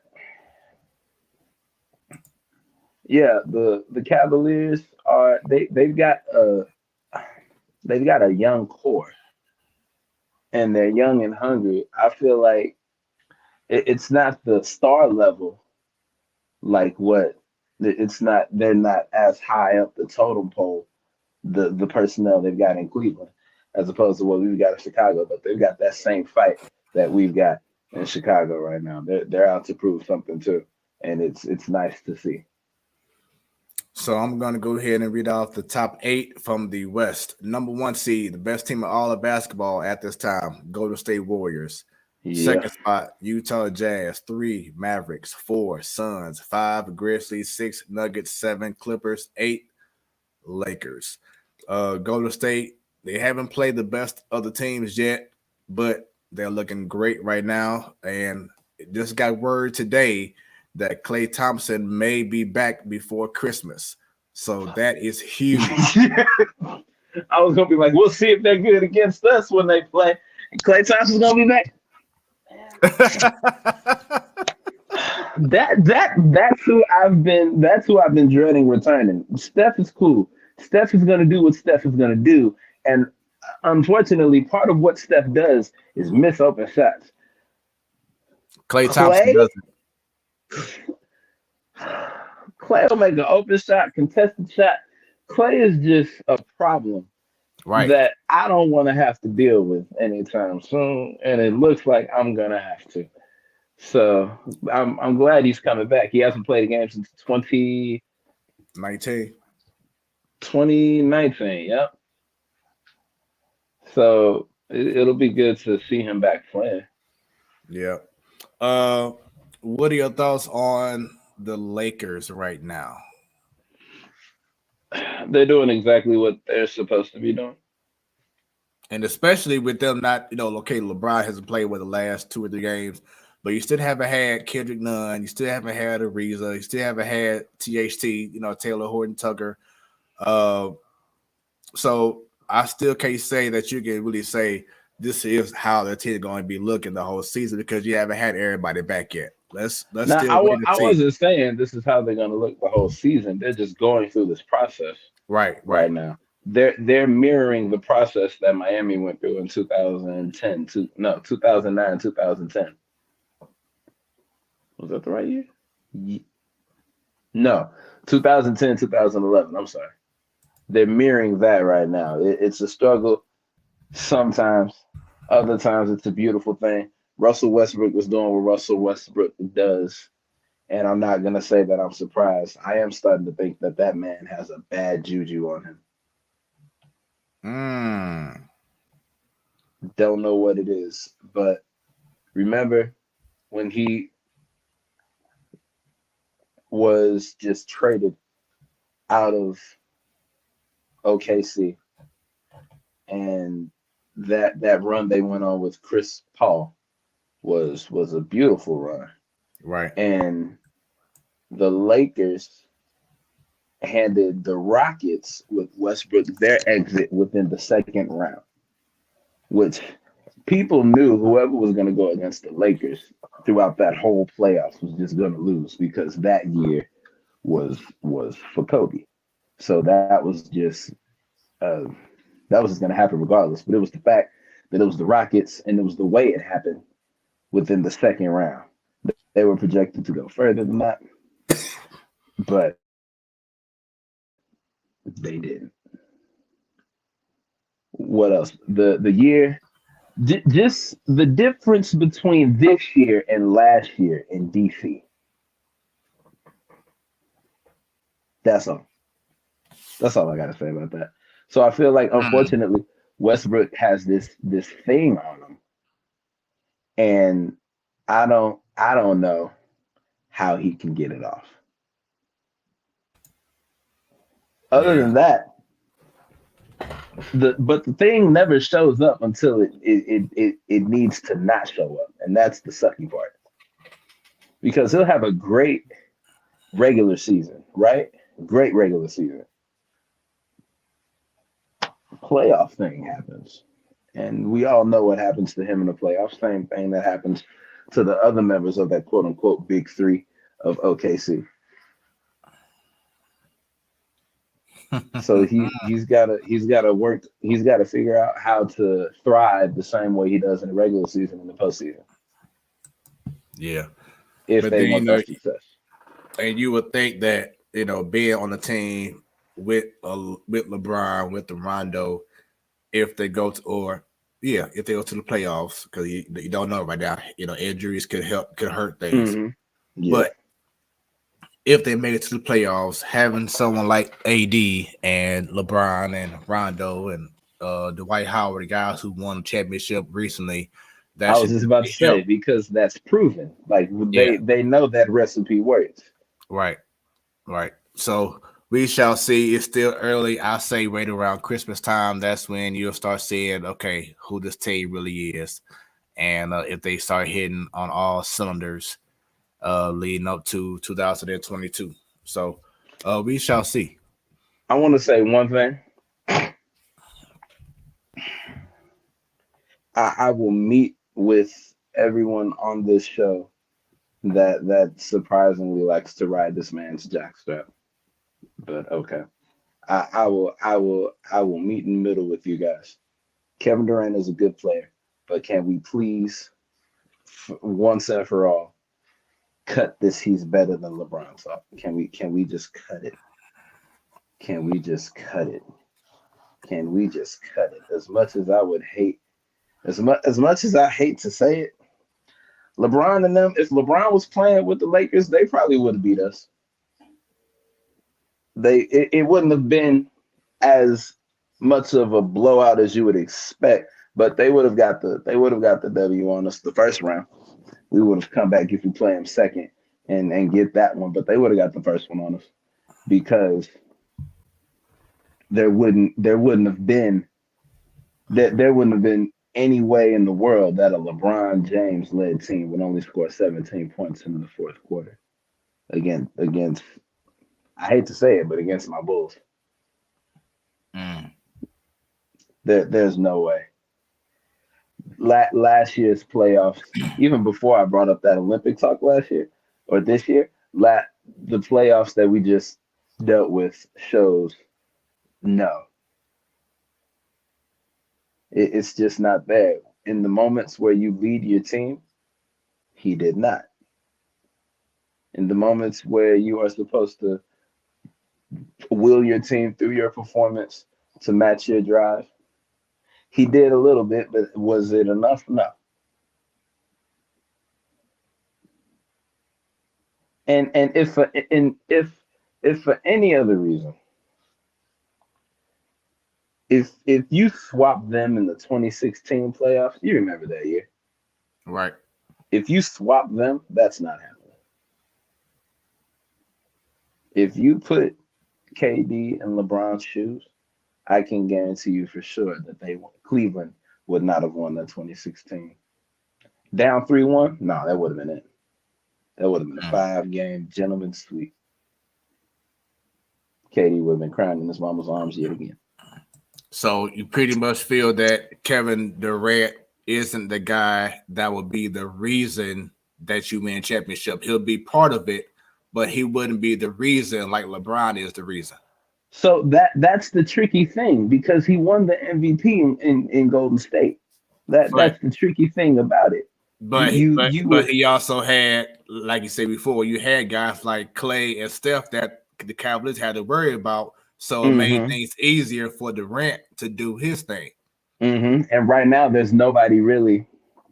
There's honestly, this season, with the rule changes, there's no one to worry about except for Kevin Durant. James Harden right now is fighting James Harden already with this new trying to lean in, and that would usually be a call. With that being a no call now, you've seen the games. He's struggling. He's trying to get it together, but he's struggling. And all that is because he changed up his game to create fouls, and now the league has changed up on him, and he doesn't know how to make that change yet. And that's for a lot of guys like Trae Young. You know, his game has been, let me try to force a foul and whatever. So now Trae Young has made complaints. How are you going to make changes? Damian Lillard. Dame came out. What was that, last night? Yeah. He made his complaints. It's all the people that know how to get a foul. And I hate to say this, but it looks like a lot of the athletes now in the league know how to get a foul, but have forgotten how to play basketball. Man, how to just attack, going to the hole and scoring. You've forgotten how to drive. You've learned how to turn the paint into a game of bumper cars. Yeah, so and shouts out to Joe. She just posted on Twitter a dope photo of her TV and her on the wall, and it got you and I talking right now. Pretty dope. I love it. Got to go ahead and retweet that real quick. Show love. I'm on TV, mama. I'm on the Roku. Yeah. So if you're on Twitter, you can check out the tweet right now. I just retweeted it. Super dope. Nice, Joe. But yeah, I get what you're saying. And even Kevin Durant, I think he kind of said this a while back. Like, he just a ball player. You know what I'm saying? He doesn't want that acclaim of I'm a go-to guy, or I'm a lead my team, whatever. He just wants to be out there and play the game. It's other people, of course, who wants to add the other stuff to it, but he's just the kind of guy that doesn't want that kind of recognition. He just want to be out there and play. Of course, LeBron James, Giannis, they have a different pedigree. They want to wield their team. They want to be that guy, to, hey, give me the ball, whatever, follow my lead. Durant just out there like, I'm with this ball. And that's just kind of been how he is. So it's still up in the air if he's the kind of guy that can win a championship by having everybody on his back and be like, everybody just follow my lead, or does he have to be that other piece like he was with Golden State, where he fed off of, you can't double team Steph Curry, you can't double team Klay Thompson, because of course you're gonna have Durant taking you a bit, outside in or going to the hole. So that's what separates him from being in the same ranks of a Kobe and a LeBron. He's just not that guy that's like, guys, come on. No, he just like, I just want a ball. When he was in OKC, he was able to do the things in OKC the same way he was able to do things in Golden State, the same way that if certain people, I'm not one of those people. If certain people would do what needs to be done in order to play and get the money that you are being paid, he could do that there too, because there are two people that the defense would have to worry about. And then it would, well, no, let me take that back. The only difference between his OKC situation and his Golden State situation is the two other players. When you've got two other players like Chef Curry and Klay Thompson, commonly referred to as the Splash Brothers. I don't know if you remember that name. They were given that because everything they threw up went splash.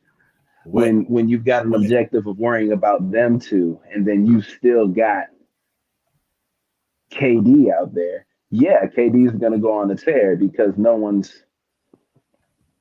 they know about him, but he's not their main focus, because he can't just, for a long time, he couldn't just pull up and drain it like Steph and Klay.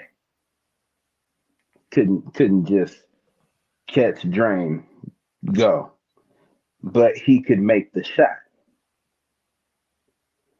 But this year, you've got a struggling Harden, a glass statue of Kyrie Irving, because you can see right through it. You've got Kyrie still wearing his Casper the Friendly Ghost Halloween costume. Let's put it that way. Now all the focus is on you. And they're thriving with the focus being on you. That's why you did so abysmal as he did against the Bulls, where he contributed to those 17 fourth quarter points. Just 17. And he was missing a lot of shots. A lot. So yeah, they've got it figured out. They know how to guard him now. And so that's the difference. They've got him figured out. So now he can't be who he has been. He can't be the baller. He has to be the leader, because he has to confuse them being the opponent, but then also lead his team. And that's something he's not accustomed to. And I do have an update. The Bulls are up 90-80 over the Dallas Mavericks in the third quarter. With about 1:18 left to go in the game. Excuse me, in the quarter. Actually, and one Caruso. So 92-80 right now. Bulls okay. If we do what we do in the fourth quarter, that's a game.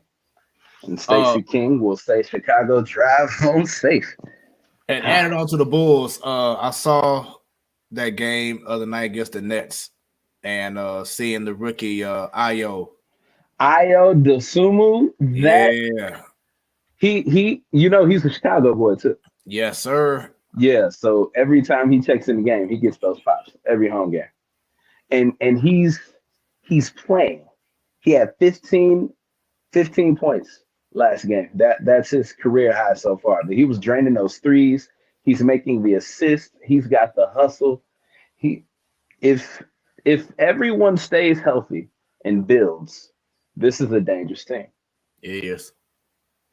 But I want to say it is good for the league that teams like the Bulls are playing well. Teams like the Knicks, they're playing very well. Even the Wizards, 7-3. They just won again tonight, so they should be 8-3 now. Mm-hmm. But now they're actually leading the conference because of that win. But it'll probably be tied again if the Bulls win, and the Heat play the Lakers tonight. Yeah. Let me ask this question real quick, because I just thought about it, and it really makes sense to me.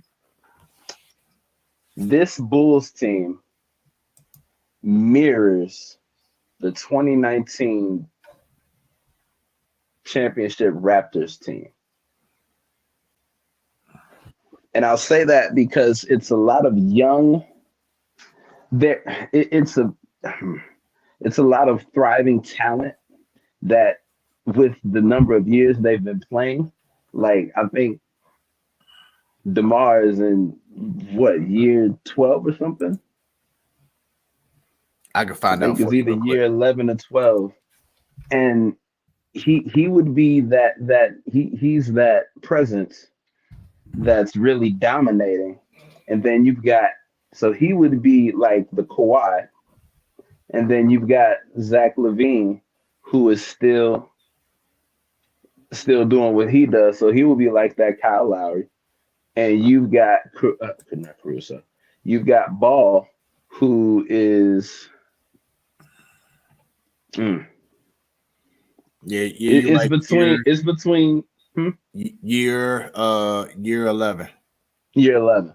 So yeah, it's between Ball and Caruso for the Van Vliet position, but it mirrors. And when I thought about that, I can understand and put a reason to why DeMar is balling out like he is right now, as they like to call him in the Chicago broadcast, DeMarvelous. I can understand why he's balling out so hard right now. I feel like this is personal for DeMar on another level. So, with that being said, you said they mirror the Raptors. My only question is, who is their version of Kawhi? Are you saying DeMar is? It's DeMar. So you really feel that DeMar can really change his game in the playoffs and be that guy like Kawhi was? it's a double reason, and I say that because now at this point he's trying to get there to show the league that I can do the exact same thing that this guy just came in and did, basically with his team. Kawhi came in with DeMar's team and just took it there. And they've got the same level of talent, if not better, right now in Chicago because there's bench depth. That bench delivers, and it's a beautiful thing. That bench delivers. The bench has room to grow with calling up people back from the G League. By the way, there's a person we got to get on the show. He's from here and he plays for the Bulls. So yes, Tyler Cook is his name. So it looks, right up there with Tatum, same class. Yep. So it looks good. I'm very optimistic and a realist about it when I say it looks good, and don't sleep on us. Don't sleep on us. I got my red light on. It's a little faded in the background because see red, so it's on. Hey, so real quick for everyone. Oh, wait a minute. Okay, I'm sorry. So for everyone watching right now, y'all wondering where's Jimmie McKinney? So he was on our show earlier, but he was in a bad area, I guess, in regards to his connection. So he dropped off while he was like in mid-sentence talking about his upbringing. So we hope to get him back. If not, we'll definitely have to just be scheduled for a different time. As you see, I got in my backdrop tonight is my alma mater, the V. Yeah. Thank you. Now of course I didn't play on this gym. This is the new V. I couldn't. Oh yeah, that new V is nice. That new gym. This is a nice gym. I've heard stories of the old gym. Apparently, you all's old gym and I think that's still the same gym, mirror each other with the Coliseum style, right? Yeah, man. It's like people be over your head. Then we had two sections that was like on one side, like right behind the rim. People be right over you. I mean, it was it was called the pit for a reason. But yeah, it was definitely like when you step on that court, man, it's like it's a showcase. You know what I'm saying? You felt like it was a showdown. It was a showcase. No matter who came in, it was like everyone's coming in. The gym is always packed, and people are expecting to see great basketball. So great times there back in the day at the pit. But yeah, so like I said, we hope to have Jimmie back on tonight. If not, we'll get him rescheduled. We know that he has a upcoming basketball season with Kirkwood starting up very, very soon. He just actually left from practice earlier when we spoke with him. So we definitely understand and hope that we can get it back on very soon. So we apologize for looking forward to hearing his story be told more. We were definitely getting there, but couldn't get there all the way because of his connection. So we shall see. But got my boy standing back, his first time back on in like 2 months. Good to see him back doing his thing, being happy. Joe was on the show earlier. Bunny, much love to you. Hope you're doing well. I know you're going to do a lot of transition in your life and everything. So we're praying that everything is well.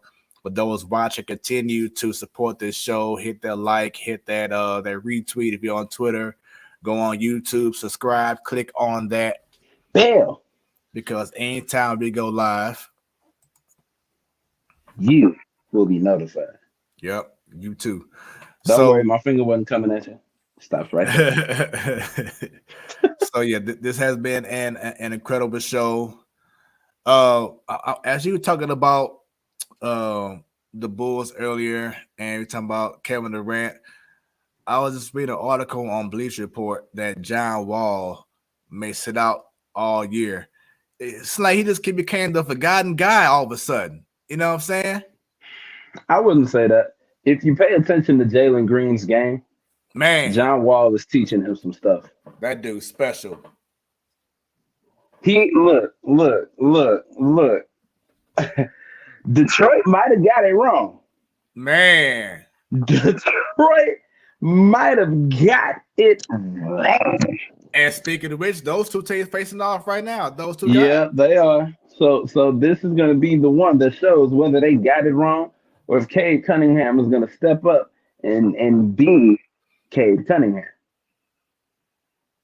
Because not Zach. Dear God, why do I want to call him Zach? Jalen Green is being Jalen Green. Right. He balling out. Yes, he is. Yes, I don't think either one of them are in the top rookie conversation right now. I don't think so. I saw something in the top. I saw the top 3 on, I believe, the NBA app, and they weren't in it. Right. Well, I know Cade wasn't gonna be in it, but Jalen wasn't in it, and I was like, huh. Well, all right. We'll see how this keeps going. I mean, it's a very nice rookie class that's coming up this year. So, definitely, it's just the future is there. The future is there. It's only fitting that this season start looking this good for the 75th. It's only fitting. Like this is a beautiful looking season.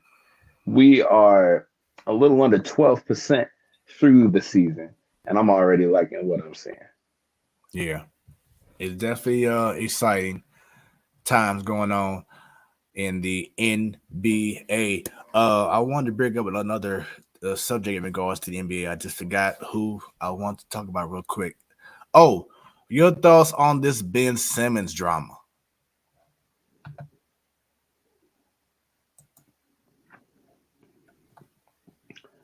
I believe no, they're not together anymore. I can't say that. Somebody is in this man's head. And they are telling him that he is better than he thinks, that he is better. He thinks he's better than he is. So I need, and I just found out about this. So this blew my mind. I need Rich Paul to leave Adele for a few days and come handle your business. Because this ain't no. And I hope they keep withholding the money and fining him until something happens, because you want to leave. They're not letting you. It's not looking like it's happening because you think you're at a talent level where people will be chomping at the bit for you. Do you know what your city is doing as you are not playing games? They're chanting, "We want Lillard, we want Dame," as he's there in another team's jersey. They want him because they're tired of you, Benjamin. They're tired of you. I'm tired. I'm tired of it. You failed your teams and you failed your team in the playoffs, and now you're trying to make demands. This sounds real Monique Netflix-ish, if you ask me. And the biggest issue is that he's the reason why all this is going on, because of how scared he played in the playoffs last year. He did like that. This is you. Yeah. It's like right now Ben Simmons is on both heads of the Spider-Mans pointing at each other. It's Ben and Ben. Like, it's you. You're the reason you're not right where you want to be, because he is. This is a stretch of another first overall pick bust. This is just a stretched out bust. Wait. I won't say bust because he has been to the All-Star game multiple years, and he was like one of the top defenders in all of basketball last year, and he's great. He's like top numbers in assists. So stats wise, he's not a bust. It's just a matter of being first of all mental. He lacked the confidence in regards to shining in big moments like he did in the playoffs. But bust, I won't say a bust. We all know who a bust was, and that's the guy that went number 1 with the Cavaliers. Anthony, what was his name? Anthony Bennett. Good Lord. That's Bennett was bust. not in it. That you know what I'm saying? Guys like Jamarcus Russell, that's a bust. Guys like Ryan Leaf, that's a bust. But I won't say Ben Simmons is a bust. Greg Oden, that's a bust. But Ben Simmons, no, he's not a bust. It just unfortunate. Greg Oden is not a bust. Greg Oden is a victim of injuries. It's a bust. He's a victim of injuries. It's a bust. A victim of injuries. He wasn't available. You a bust. So, and watch your words. What you got to say about Derrick Rose? Oh no, he ain't no bust. He a multi all-star. All right. But injuries. He wasn't available due to injuries. He's still playing. He's here now. He's here. Still playing. Okay. Greg Oden could have honestly still been playing. How can you compare Derrick Rose to Greg Oden? Come on, Stan. I'm not, but I'm just saying based off of what you said. You just said he's about injuries. He wasn't available. Career. I'm like, are we going off of injuries? Where is Greg Oden now? Coaching at the University of Oklahoma. And why? Because he was injury riddled. He can't help. And how many full seasons has he played? How many full seasons has he played? Full. Oh, that's a bust. That's a bust. You gonna hold injuries against this man? It is what it is. Hell. It is what it is. You ain't got it. You ain't got it. Has Ben Simmons played a full season? Yes. Multiple. Full season? I feel like he'd have missed a few games every season. All right, here we go. Here we go right now. 2017, he played 81 games. 18, he played 79 games. Missed. 2019, he played 57. And in 2020, because of the COVID year, he played 58 out of a possible 72 or 71. Is that every year he's been in the league? Every year. He ain't played a full season yet. Oh, he just missed one game, 2017. That's still not a full season. Are you really? Hold on. Really? Wait a minute. Dude, really? Hold on. And are you really trying to compare those numbers to Greg Oden? Let's not forget this crazy rookie of the year. Let's not forget that either. Greg Oden has only played 3 seasons total. Not 3 seasons that he's been a part of. He played 61 games in 2008, his rookie year. Then watch this. Mind you, this was no COVID, no shortened season. 2009, out of 82 games, he only played 21. 2013, when he joined the Heat, played with LeBron, he only played 23 games. That's it. He only played 105 career games. That's a bust. You play in your total career 1 full season and 2 playoff rounds.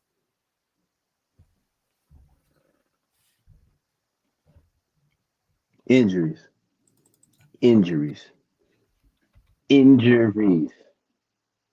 The number one thing that you cannot control in whatever, I won't even say sports, just in life, injuries. You can't control them things. Still a bust because you were a number 1 pick.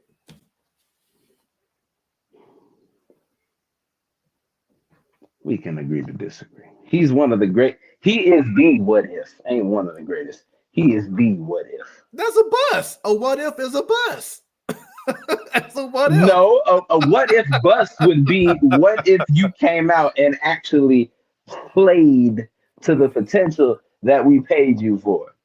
Look, that's the same thing as saying that's the bust. There we go. No, Anthony, that's the bust. Wasn't no injuries in that. That was just trash. Prime example. someone can say, well, if he was under a better system, Anthony Bennett, if he was under a better system, he wouldn't have been a bust. No. It's the same thing. He was under different systems. Still trash. What, you talking about Cleveland? Who was the coach? No, I'm talking about when he didn't last in Cleveland and went to another team. Remember when he was a part of that super team in Brooklyn that started their curse? Trash. Let's see. Anthony Bennett. You remember? Yep. Bennett went to Brooklyn. Who was it? It was right. Dear God, really? This what y'all doing? I think it was Bennett, Humphreys, and Hibbert. Wasn't that it? Let me see. Man, I gotta pull up that year. Or no, Hibbert went to LA, didn't he? Yeah. Yeah. But I think he went to Brooklyn after. Yeah, so Cavaliers, Timberwolves, Raptors, and then Nets. That was Anthony Bennett's career. And all those teams. Four different systems. Four different systems. And you were still trash. Sucked. 4 different systems. Yeah. That's the bust of busts. All right, so okay, let me see. If at first you can't succeed, pick yourself up and try again. Couldn't do it. Pick yourself up and try again. Couldn't do it. Pick yourself up and try again. Couldn't do it. Pick yourself up and try again. Couldn't do it. That's as many times as Aaliyah said it in every course. But then he went overseas, right? He went overseas, right? The problem is with Greg Oden, he couldn't even pick himself up. Injuries. Exactly. Don't nobody got control over that. Bust. Anthony Bennett had full control over his career and chose to be a bum. You were a first round pick. Bust. Sorry. Went overseas. Bum. Well, I don't know if he was a bum overseas. He didn't come back over here, so probably. He was, because I'm looking at it now. When he played the games against, he had one game over 20 points when he played overseas. Everything else. He's an international bust. Dear God. How do you do that? How are you an international mess up? Like you bad in every language. He played for the Hapoel Jerusalem of the Israeli Basketball Premier League. What was the name of the team? Hapoel Jerusalem. I thought you said hateful. I'm like, that's no. Hapoel. Hapoel. Okay. So I would be remiss if I didn't bring up this topic that you want to talk about earlier, and that was in regards to boxing.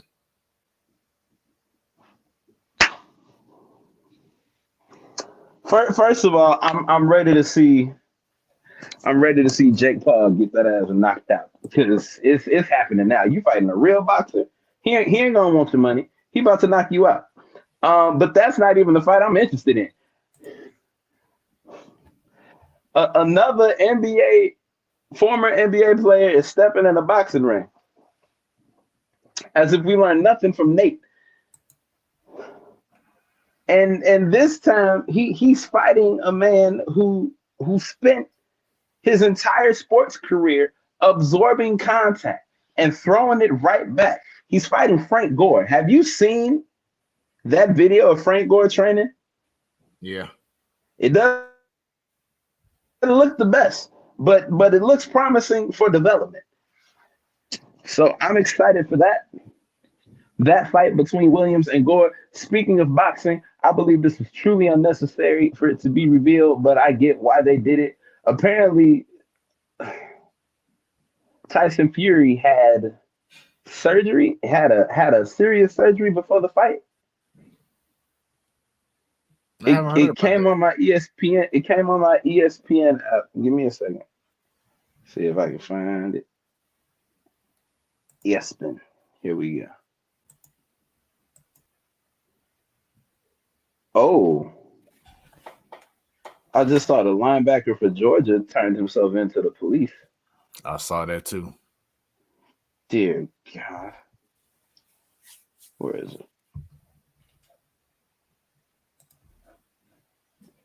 Fury he was badly injured entering Deontay Wilder trilogy fight and had extensive operation on both elbows afterward. So apparently he went into the fight injured and had to have a 6-hour surgery after. My picture went away. Yeah, because you went on to your phone and did something. Still no. Hold on.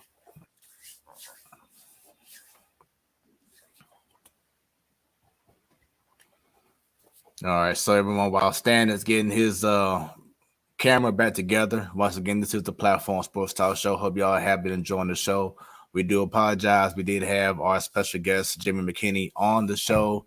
He was leaving from practice. As you know, he's the head coach at Kirkwood High School, getting ready for the upcoming basketball season. And he had certain spotty issues with his network. And we were hoping that he'll get back on so he can join us for the rest of the conversations. We can get more in depth, talk about his time at the V, going to Mizzou, playing professionally overseas, and then now being a head coach. But his connection must be bad right now. So we hope to get him back on in the upcoming weeks so we can continue to have his story be told on the Platform Sports Talk Show. But we definitely appreciate everyone tuning in. Continue to follow us on Facebook, on Twitter, on YouTube, on Instagram. Make sure y'all add us on any of your Roku TV devices. Put in the Platform Sports Talk Show. You can enjoy most recent shows that we've had archived. And, of course, on YouTube, Facebook, and Twitter. You can definitely see a slew of 4 years worth of videos. Let me go ahead and unmute. And there you go, Stan. Now you're back. I'm back. Okay, I'm here. Hello. Like I was saying, you can definitely see pretty much a lot of years of great interviews on YouTube and Facebook and Twitter. So definitely check it out. Stan, go ahead. What you were saying. I definitely forgot. Oh yeah, I was talking about Tyson Fury. They were saying he was heavily injured before his fight with Deontay Wilder, which ended in a knockout. And he had to have a 6-hour surgery on both of his elbows. I get why they released that information, but it's like, okay, really? He won the fight. We don't need to know he was injured as well. He won the fight and he was injured. Okay. Okay. I still want to see a part 4, 5, and 6. It can happen. It sounds like it may happen too. But we shall see. I need it because nope. And I need one of them fights to be during Black History Month, and he got to win. So it's the last Black History Month. We had a comment from True Williams saying, "Are we getting hit by the storm?" No storm over here. So it's not supposed to rain until after midnight. Yeah. But this has been a great show, Stan. It has been great to have you back on, man. It's been great to be back, man. And in all honesty, I was looking forward to this all day. I was like, here we go. Here we go. And now I gotta check on my Bulls. I gotta check. What's the score? We looking good? Right. Man, the Bulls are up by 14 in the fourth quarter, so y'all got this game on lock. How much time is left? About a minute and something. Oh, that's game. Yeah. That's game. I got to look at that box score because I feel like we did another fourth quarter performance. I'm going to rewatch the game at work tomorrow, like I always do. Man, shout out to the NBA League Pass, and when that's not working, shout out to what you sent me. I haven't missed the game. I don't plan on it. My ultimate goal, because they're playing at home on April 6th, my ultimate goal is to get out there for that game. It's on a Wednesday though. So that's my ultimate goal is to get out there because that would be that would be equal to or just a little bit higher than opening day for my birthday 2 years ago. Because that was still cool. So announcement, next Wednesday is my birthday. So I will not be boy turning 40. 40 club, y'all. So the show will not go on next week. So tune in 2 weeks. We'll be back stronger than ever. We're gonna be taking a vacation. So look forward to it with my wife, Jimmie. Gonna get it in, gonna have some fun. And just hope that everyone else have a great rest of y'all week. It's the Platform Sports Talk Show. Once again, shouts out to Bunny. Shouts out to Joe, Stan. Welcome back. It is your Wednesday night Sports Delight. Make sure y'all go ahead and follow us everywhere. Facebook, Twitter, Instagram, YouTube. Subscribe. Click on that bell. Because anytime we go live, you gonna be notified. There we go. My bad. Notification gonna come in quicker than whatever the hell that was. You see, I'll tell you, who like, come bam, in just like that. all of a sudden, like out of bam. nowhere, notified, just like that in that order. Dude. So, with that being said, everyone, y'all have a great rest of your week. I am your boy Smooth, along with Stanton, baby. Happy No Shave November to all the men out there.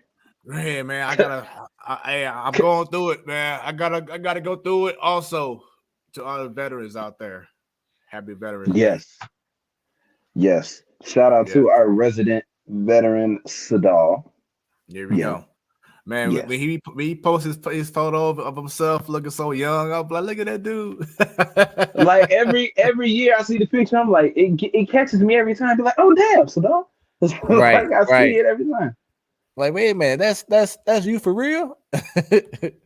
But so shouts out to him.